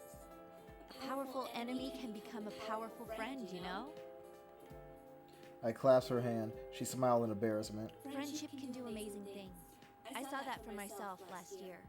And you and It's I true. can be friends too, so, you don't need to talk like you're just an object. Chie-san. Don't look at me like that. You're embarrassing me. Come on, get going. Go! Hurry! They're just good kids. Yes, I'll see you later. Energized by Chie-san's words, I run towards the entrance. I turn around to wave to Chie-san. There's more at stake than Labrys. I must protect these people. I swear a vow to myself and leave. That was so heartwarming. I exit the gym. Okay, her footsteps still sound like regular footsteps, kind of. As I exit the gymnasium, I remain cautious while running down the hallway. Suddenly, I pick up a response on my transmitter, which has been silent until now. I stop and focus on picking up the signal. Guess you... Crap. Can you hear me, I guess? The staticky transmission soon becomes clear. It is a voice I recognize very well. Mitsuru-san? Good. It seems you're all right, too. It's been quite a while since I last used my persona in this manner. To think it would be useful in a place like this. Is Akihiko-san with you? No, we were separated, but I can still sense him. I doubt he'll be defeated that easily. She's speaking out of, not out of carelessness, but trust. I know because I feel the same. I'm sure you're aware by now. Although we came in search of Labrys, we appear to have been dragged into another incident. Yay. Don't worry about meeting up for now. Under the present conditions, we'd only end up fighting amongst ourselves. Understood. I don't know how Labrys ties into this situation yet, but be careful. Yeah, that was really sweet. They made some good choices having certain characters just interact with each other. It's nice. Before I can answer, the static grows louder and the transmission ends. Knowing that Mitsuru-san and Akihiko-san are okay gives me room to breathe. The invisible walls are everywhere along the hallways, forcing me down a particular path. We go, and we're back here. I follow the route soon enough. I can see the shoe lockers up ahead. It seems I am back at the entrance. When I reach the entrance, the monitor nearby turns on as if it were waiting for me. You see that Eiffel Tower sticker right there? As usual, it was General Teddy. I took a defensive stance. This appears to be the area for my next battle. Pretty good for a latecomer. The instant General Teddy appears on the TV, my sensors pick up that noise again. My suspicion turns into certainty. General Teddy is doing something before the matches. Whatever it is makes the opponent belligerent or something similar. I can assume that neither Kanji-san or Chie-san were acting themselves before the battle. That would explain why none of our stories were consistent afterwards. Well then, bring out the next opponent! You guys look up the music. This music is really good. Yeah, man, this is an awesome soundtrack. Oh my goodness.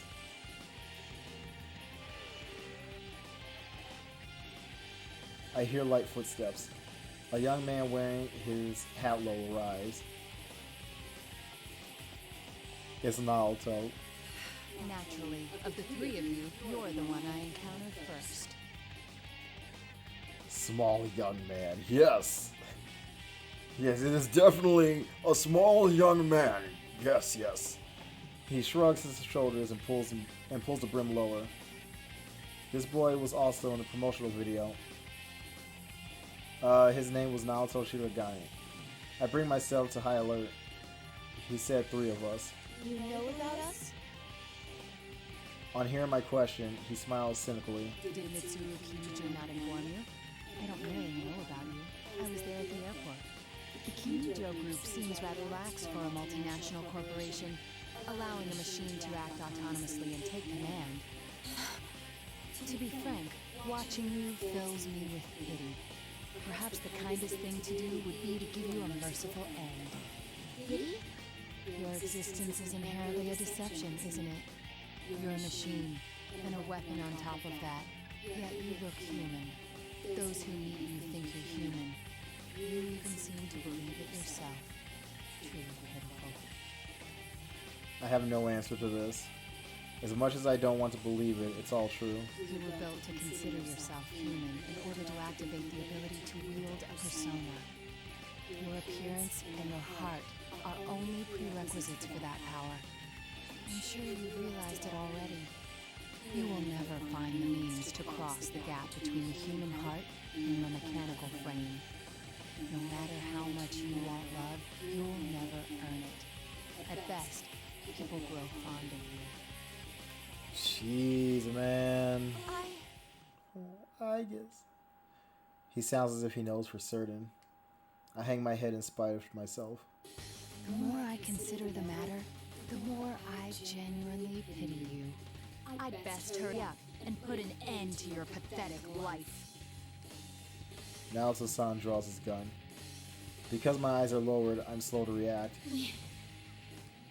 I already knew that we had to fight, and yet I curse my carelessness and quickly stand back up.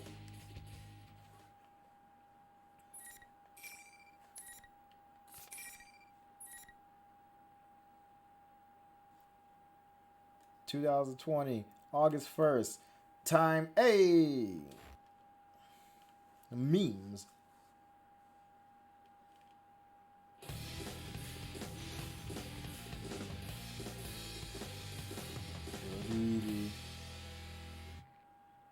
You glad it's not the real world? You're throwing all this shade.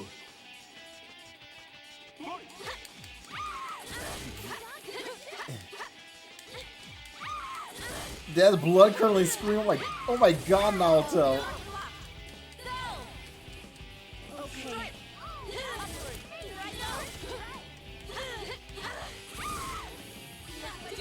My.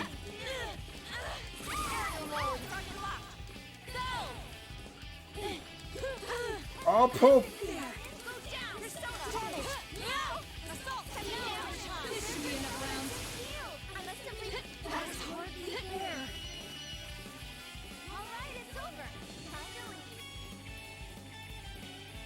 Okay. Yes.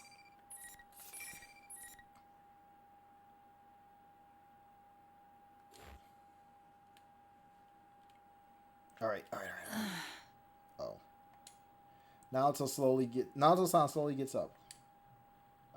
She is staggering and still slightly dizzy. I watch carefully for any change in her behavior, but I'm surprised by what I hear next. Are you thinking what I'm thinking? The mastermind behind this tournament may have some means of fogging our senses. Were you suspecting that as well? Yes. Seeing me nod, Naruto-san smiles. Then we are in agreement. Its aim appears to be to make friends fight one another. Though it's a mystery to me as to why it would do such a thing. Naruto-san brushes some dust off and walks towards me. But the battle is over and the interference has been lifted. Given past examples, the pattern is clear. How about it? Why don't we talk things over? I have no objections. Naruto-san seems to understand everything. I nod my head in relief. I am Naoto Shirogane. I work as a detective. I agreed to act as an observer for the police regarding the special cargo, met with Kirijo-san beforehand, and accompanied her to the airport. So that's how you knew about us. I recall seeing you in the introductory video, along with the other competitors. They're good friends of mine. I attend Yasogami High, the same school as them. Why is there like the 3 dots before that?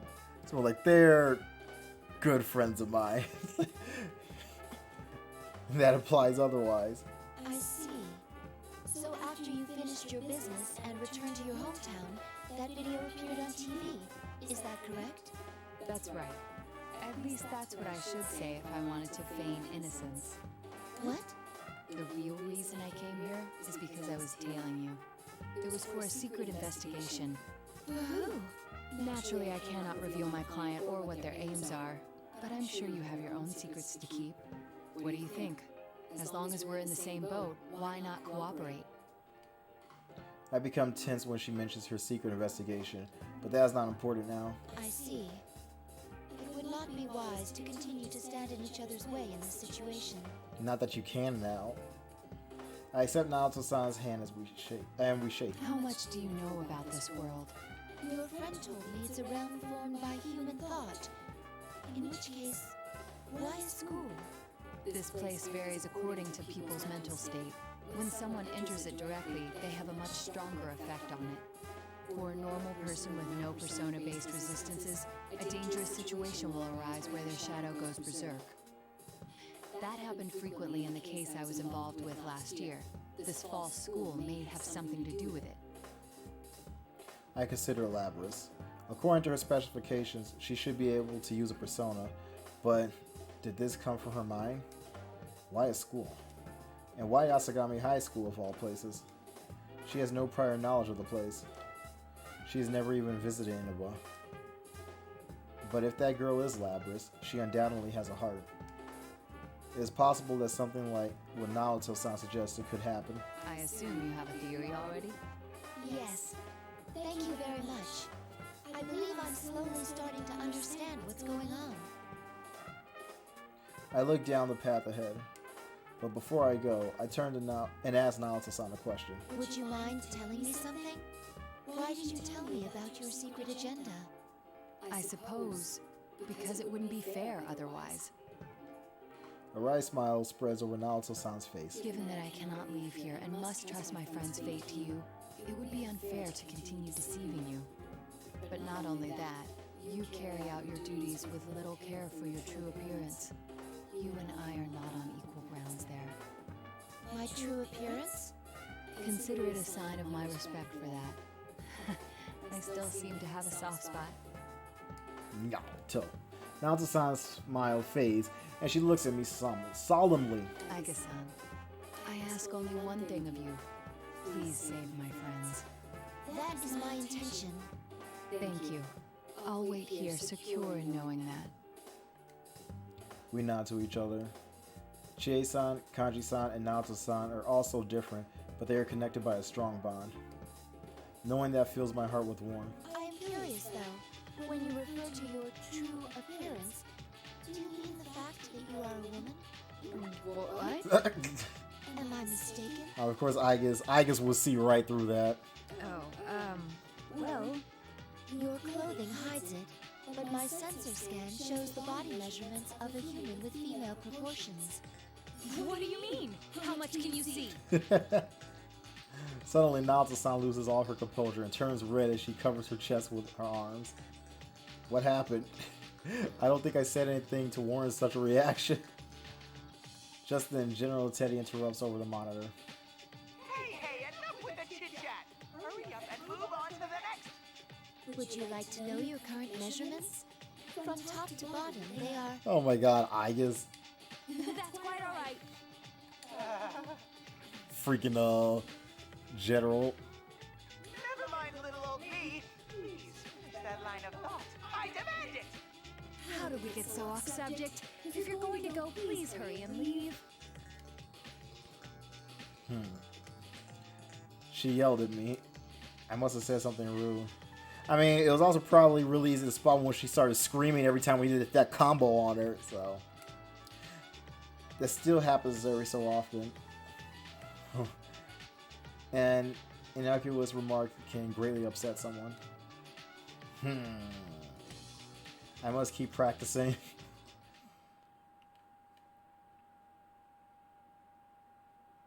Okay.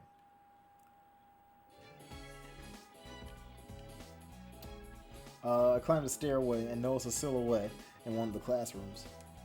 Looking carefully, it could be that student council president Labris.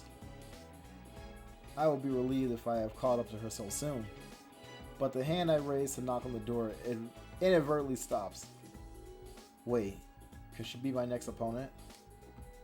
She wasn't in a promotional video, but neither was I, and yet I am being forced to fight in the Grand Prix. But there's no point in worrying about that now. I cannot change the path I take, nor the opponent I must face. I prepare myself and knock lightly on the door. You're that girl from before. The girl turns and notices me. I set foot in the classroom. There's no immediate interruption from General Teddy. It looks like he has not scheduled a match between us. I breathe a sigh of relief. What are you doing here? Ain't it obvious? I'm cleaning up the classroom. It's no picnic, but with people running wild and wrecking things. She takes down the chair piled on top of each other. The chairs piled on top of each other and lines them up. After a few runs, she takes a breath. Though she is complaining, there is a gentle smile on her face. But I guess this is all in a day's work for a student council president. We'll look back on it and laugh, right? You seem like you're having fun. That's because I love my school. Even the chores are fun for me. The reason I wanted to be president is because of that. Oh, it can be rough when things get out of hand like this. But it's dangerous here. You must leave at once. Won't you come with me? She seems confused by my words and tilts her head to one side. What? You're worried about me? Hey, I'm the president. And you might not think so to look at me, but I ain't no slouch in a fight. I'll be fine. No, that's not what I mean. How should I put this? She still has no idea of the danger. She walks up to me, takes a long look at my face, and giggles. Your clothes are pretty out there, but I can see you mean well. Thanks. Some of these students won't listen to a word I say. I feel like I gotta be here. No, I wanna be here. Even if it puts you in danger? You're really a drama queen, aren't you? Who's to say I'm in danger for sure? Besides, Her eyes burn with affection for something dear to her. even if you're right, I'd want to stay here. There's no need to test her commitment. It is consistent with the fact of this world being created. Then is she human? I always wanted to go to school with everyone. Just like normal. That's all. Does that imply you couldn't do so before? You're asking me that now? Honestly? Back then, She stops abruptly. I wait patiently for her to continue, but her face twists with suffering. Huh?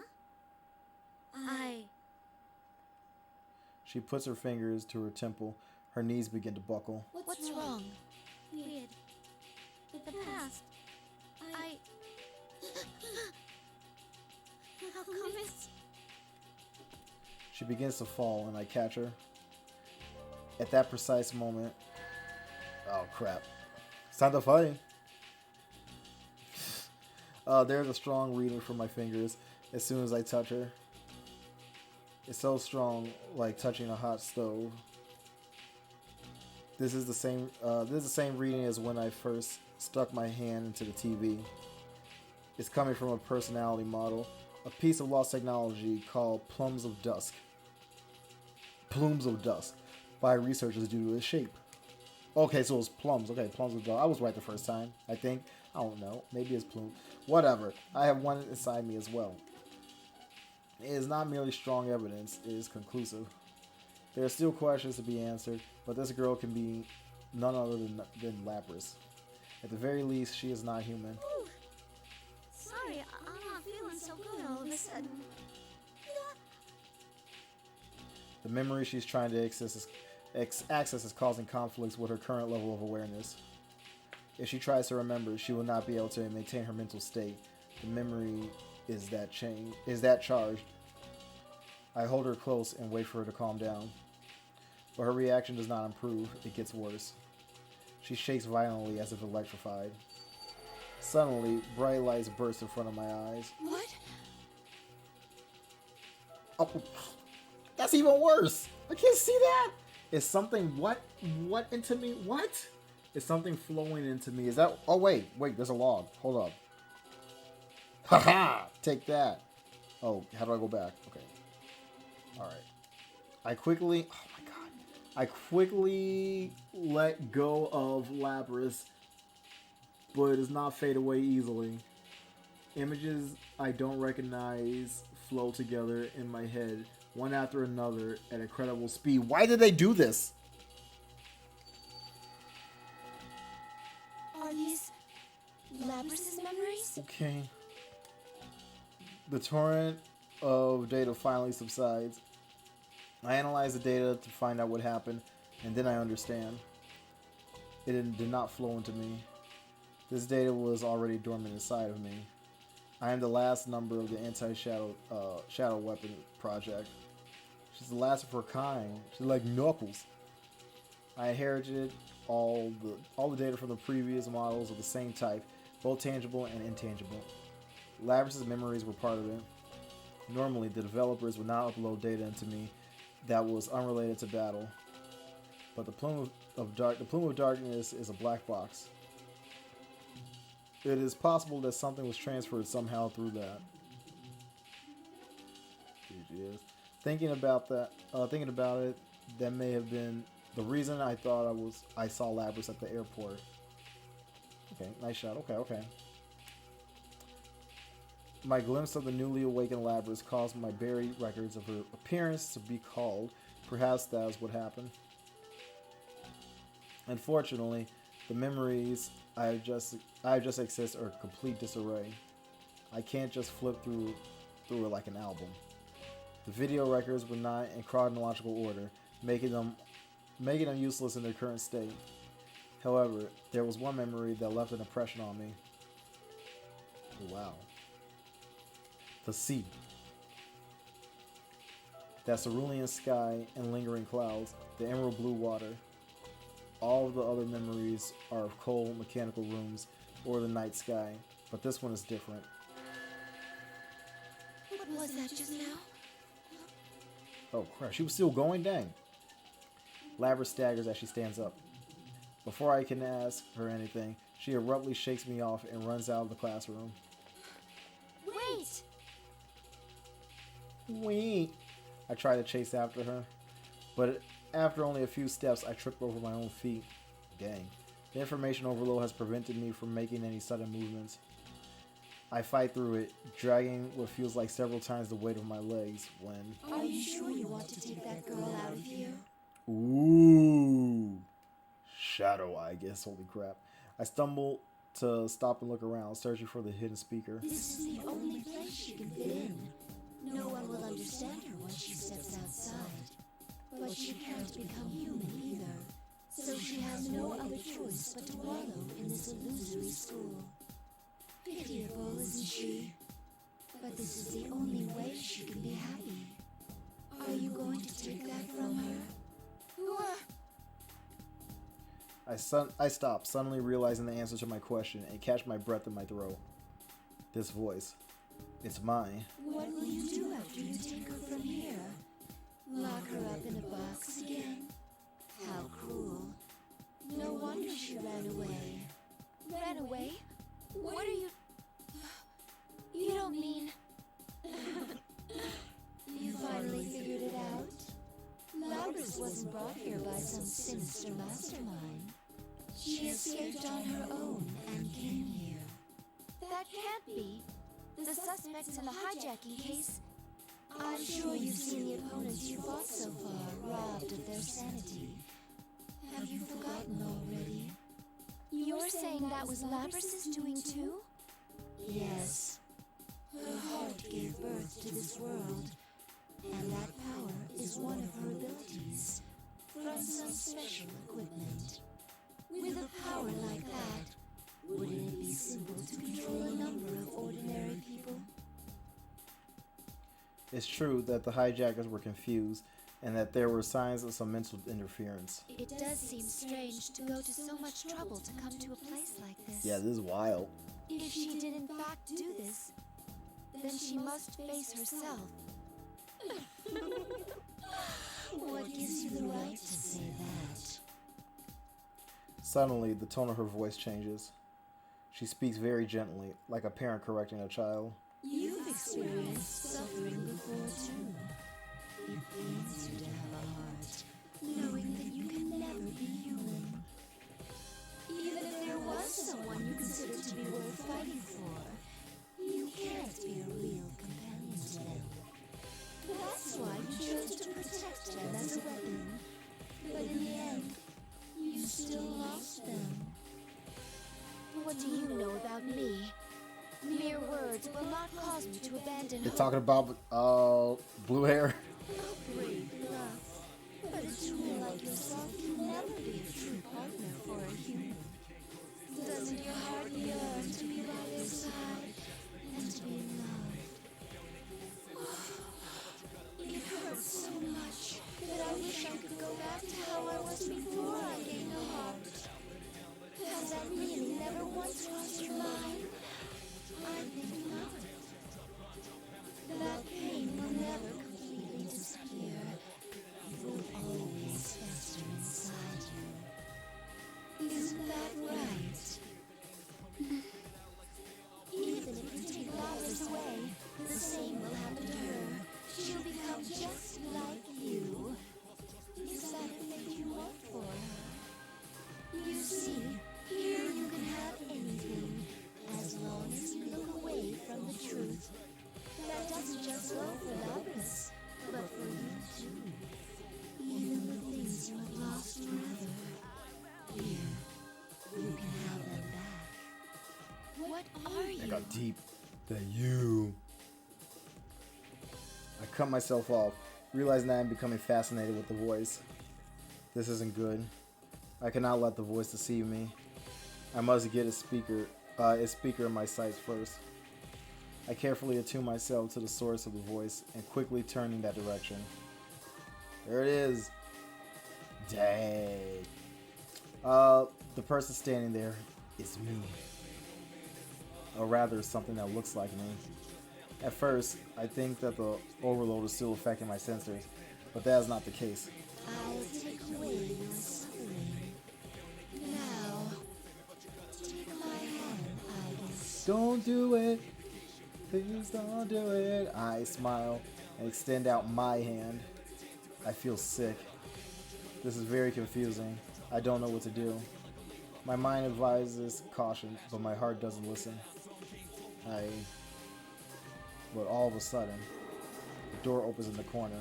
Pardon my interruption of this seemingly trivial conversation.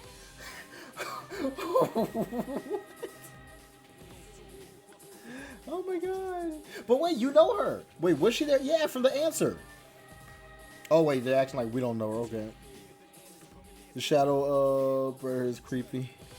Well, this is unexpected events brings me back to reality, and I realize that I was nearly seduced by his promises. On a second look, I can see a woman beyond the door frame. That distinctive blue dress. Okay, I recognize the attire of an elevated girl. Her name, okay, that's right. Her name was Elizabeth Son, I believe. Okay, you remember, yeah. Her name was Elizabeth Son, I believe. But why is she here? The answer is canon. Elizabeth walked right in and stands in the center of the room. Yeah, Elizabeth just doesn't care. There's nothing outwardly abnormal about her pose, but it is as imposing as a battle stance. She opens her thick, leather-bound book, then smiles dauntlessly at the other me. Excuse me, but I would like a word with this lady over here. Would you mind reading? Who are you? If you don't leave the two of us, I must resort to giving you a hearty thrashing with my book. It's a hardcover, leather-bound edition, and it's quite powerful. Enough to do over 4 digits on average, I'd say. With that warning, the pages from the book, from the open book, overflow with light. What?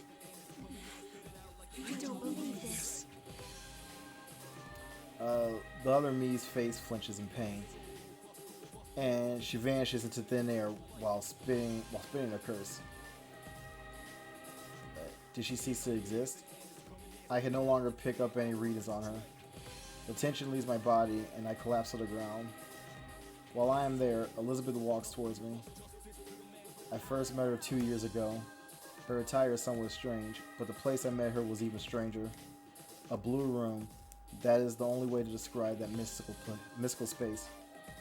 His residence called it the Velvet Room. I do not believe it is all part of the real world. At all part of the real world. There, Elizabeth was one who governs power. She helped me to grow spiritually by introducing me to the power of personas. I never imagined that she would leave that room, let alone that I would run into her here. Yet her appearance here has saved me. I'm sorry for that. Thank you for saving me. Man, I thought we were gonna fight Shadow Eyes, but instead we're probably gonna fight Elizabeth again. Did I save you? Oh, of course not. It's kind of creepy. Oh yeah, all the Shadow versions of her was creepy.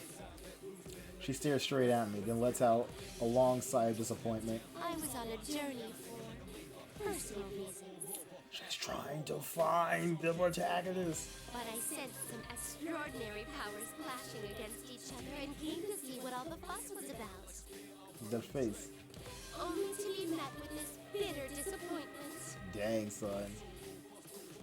I'm baffled by her candidness. Please stand. Have you already forgotten the enlightenment you gained before me once? Has it escaped your prodigious goldfish-like memory? Dang. It seems that I must once again ascertain what you are truly capable of.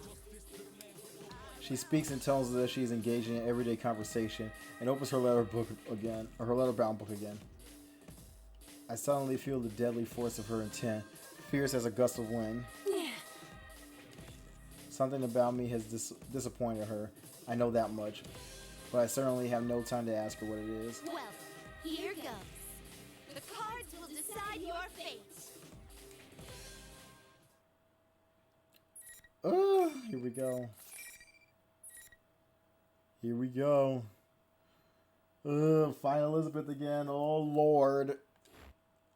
Oh, God.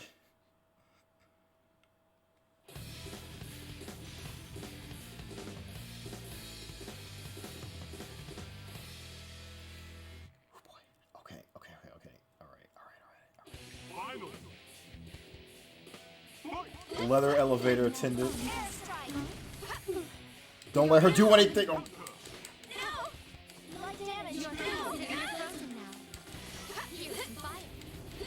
Blood damage. oh my god. What? Impressive. Is this the extent of... Oh no. Impressive. What? From this move. Here's some... Oh my god. What? Oh no. Imperial mode. Oh no. Imperial mode. Persona. Woo! I anticipated. The freaking book thing. Well done. She just lays there. She's like, well, that sucked. Oh my god. Why is it so much easier than... Oh, you know why? Because Igus is the OG. That's why you struggle so much.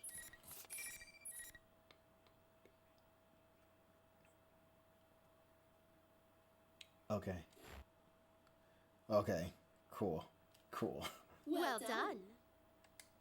Elizabeth stands from her kneeling position. Though she lost, she did not so much as break a sweat. While I, for my part, am detecting strain on my entire drive system, God, I can see myself lacking the energy to even speak reflected in Elizabeth's clear eyes. You are indeed neither man nor any ordinary machine. You are truly singular.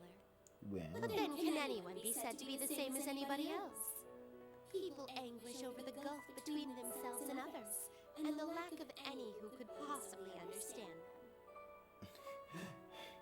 them. This is just Elizabeth's way of just reminding Igus, hey, don't worry about those doubts. How is their situation different from yours? What defines life is not death, but bonds. That is the answer you once reached.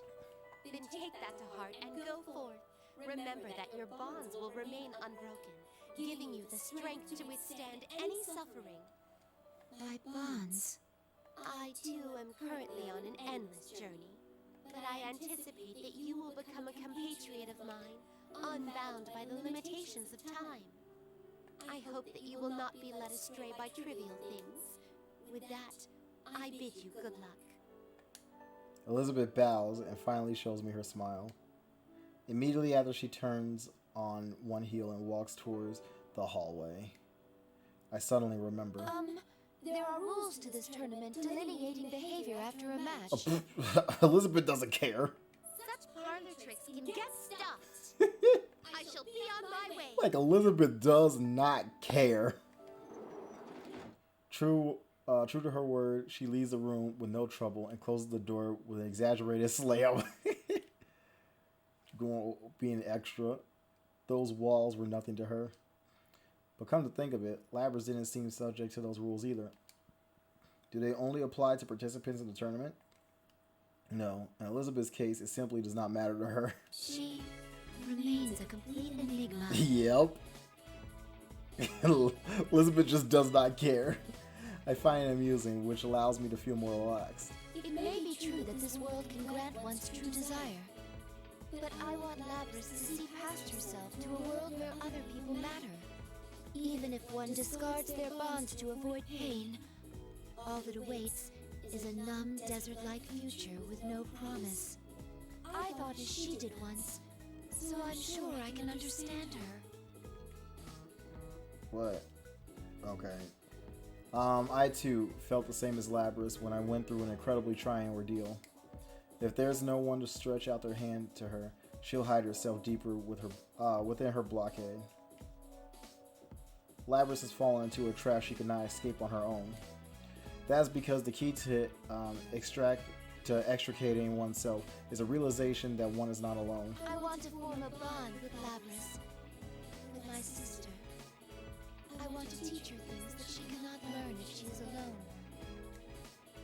Saying it out loud helps to strengthen my resolve. I change my approach and focus on searching for a way to save her. Still, that thing that looked like me. What was that? Was that what Naoto-san meant by a shadow going berserk? My own shadow. Thinking of it that way sheds some light on things. Of course, I can control my persona and have some tolerance for this world, but the heart cannot easily be stabilized. If the same thing happened to Labrys, I suddenly realized the dangers involved. I impatiently suppress these thoughts and dash out to the hallway. Okay. Yes.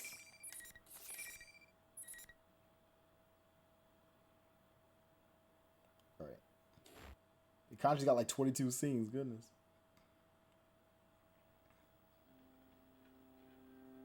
I followed the path formed by the invisible walls. Eventually, I climbed the stairway to the 3rd floor. There seems to be no walls here, allowing me to go as I please.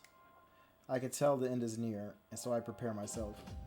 Soon, I stand in front of a room that has a sign outside saying announcement room. The door is half open. I can sense someone inside. I cautiously press up against the door and peek around it. This is new music. This is an announcement room, as the sign indicated, but the space inside is much larger than the classrooms I have seen. Ooh.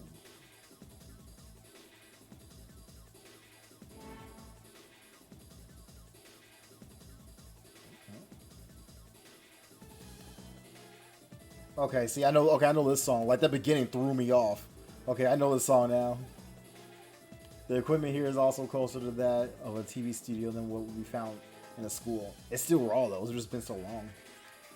On top of that, the back wall is made of glass, showing a view that is clearly not a schoolyard. Taken together, this is the first distinct sign that this is not the real world. As I expected, Lapras is here, standing in the middle of the room. There's also another boy and girl as well. The girl is holding Lapras' shoulders, and the boy stands in front of the pair, protecting them. Across from them is General Teddy. It's probably re-saying you, I guess. It seems this is the end of the line. Oh no, it's Yosuke. Huh? Okay. I've seen that boy's face in the video. Yosuke Hanamura-san, I believe. I'm not familiar with the girl's face, but I do recognize her distinctive voice. It's the same voice that has been commentating on the fights along with General Teddy. What? We haven't heard her at all. I don't know. Whatever. From the tone of the commentating, I thought she was working with the general, but right now she seems to be on Yosuke's side and Lapras' side. Yeah. There's a picture right there of Teddy. Teddy's face is everywhere. Yeah. I remember this song too. It's just that beginning. I forgot what that beginning was like, though. I recall what Chie-san told me. Chie-san said that Rise-san, was originally their friend. In which case, she may actually be another victim. General Teddy gives a cruel smile, squints his eyes, and speaks. What a shame. You gave it a try, but there's no way anyone would understand you. Huh? General Teddy's voice and tone have undergone a remarkable change. Listening closely to this voice is. So it finally reveals its true form. At least one of them has to understand how I feel. Isn't that what you thought? The important part is that it's all your fault. That's not true. You still refuse to remember? Look at me. And stop deluding yourself. Transformation time, the cutscene again. We're gonna get it? Yeah, we get it. I just got all the cutscenes, the animated cutscenes. Oh, except for the one where you and the others go into the TV. But she got the rest. So that's cool.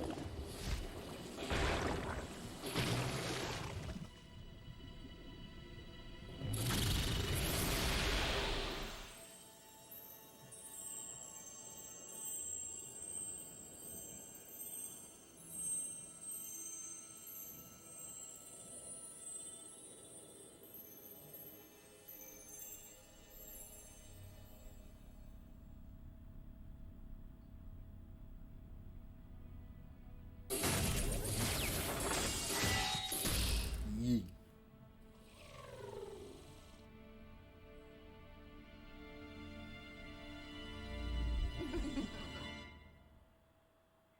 Cool. All right, what happens next? I am a shadow. The true self. No way. That's... She has my face.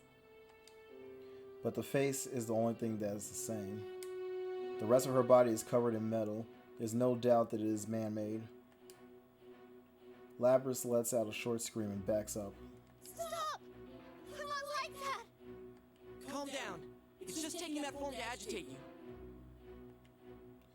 Yosuke is frantically trying to calm a confused Lapras. Right. It's just taking that form to agitate you. That's what he says. But is that really the case? I have my own suspicions. No! Taking that form, huh? Well, you have a point. I do have the power to confuse people's senses, warp what they're seeing, twist what they're hearing. That's how you made my senpai fight each other. Of the things you're seeing right now, which do you think is real and which is fake? The former General Teddy. No, Lapras' shadow breaks out into a grin. Lapras, meanwhile, cringing in fear as she holds onto Yosuke's sleeve. No! I'm not like you. I'm human, aren't I? Huh? What do you mean? I can see that Yosuke does not know how to answer the sudden question. And how did I come to have these special powers? Why, it's because I have them.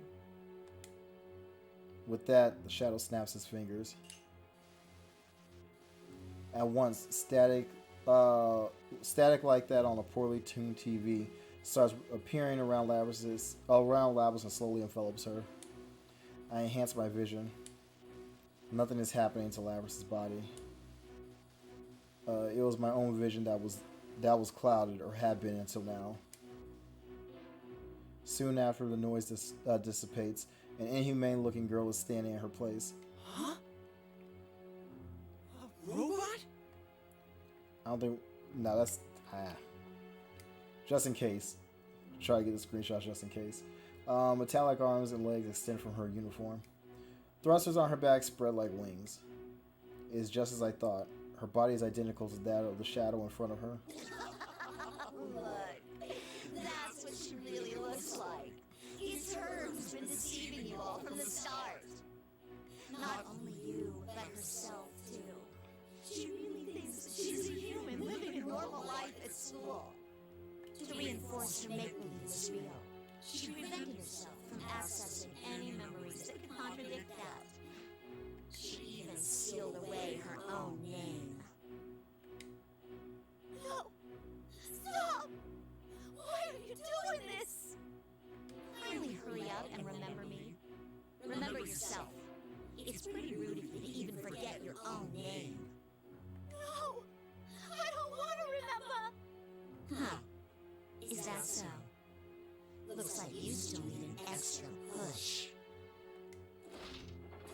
The shadow grins evilly and swings an enormous axe at Lapras, or actually at Yosuke-san. Yosuke-senpai! Before the axe can complete its arc, I am already in action. I must intervene. Neither Lapras, in shock at seeing her true form, nor Yosuke-san, nor Rise-san are prepared for the attack. What the? That's still such a good shot, too. That's a really good shot. I deflect the strike with the metallic part of my arm. I wish I was heavier. It was heavier than I anticipated. I don't know what the heck I was reading. The battle axe is a giant lump of metal that blocks most of my vision. A girl? Wait, you're a robot too? I turn my head to Lapras and look straight into her shocked eyes. You must remember, that is the only way the future will open up to you. You must accept it, no matter how painful it may be. Well, I don't know if I'll use that for the thumbnail. Honestly, what I'll probably do is use that other one from when she was like jumping at the airport, towards the airplane. I might do that one. But who knows? My mind might change. I tell her her name in a clear voice. Her official name, which includes something no human has, a model number. Your true name is 5th generation anti-shadow suppression weapon, Lapras. Lapras quivers violently, as if an invisible arrow had pierced her chest. To be continued! Cool.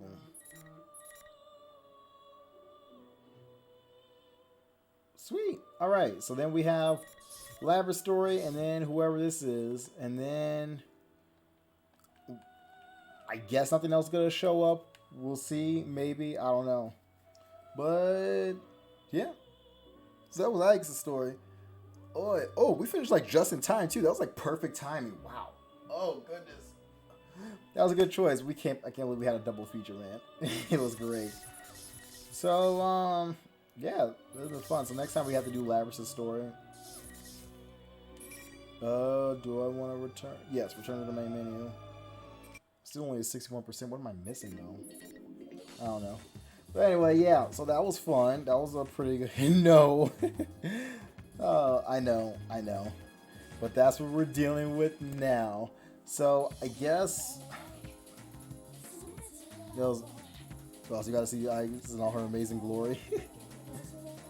But yeah, I guess we're gonna go ahead and call it a night for now. But this was a very productive stream. We got a whole bunch of that stuff done. But I appreciate you guys coming in here and hanging out with me while we went to both Akihiko's story tonight and Ike's story tonight. That was fun. So yeah, I'm not gonna stream tomorrow. I don't think I'm gonna stream tomorrow. Like I want to because I'm digging this, but I probably shouldn't. I'm gonna take a day off. No stream tomorrow. I'm gonna take a day off. I'll probably still be around just hanging out and chilling. So yeah, so no stream tomorrow. Take it tomorrow off, but we'll be back Monday with more Jet Set Radio Future, and then we'll come back Tuesday with Persona 4 Arena, and we're going to start Labrys' story. So tell your friends, tell your family, we can all hang out and have a great time together. One thing I want to do, I want to check to see who is live. Ooh, Ryzen.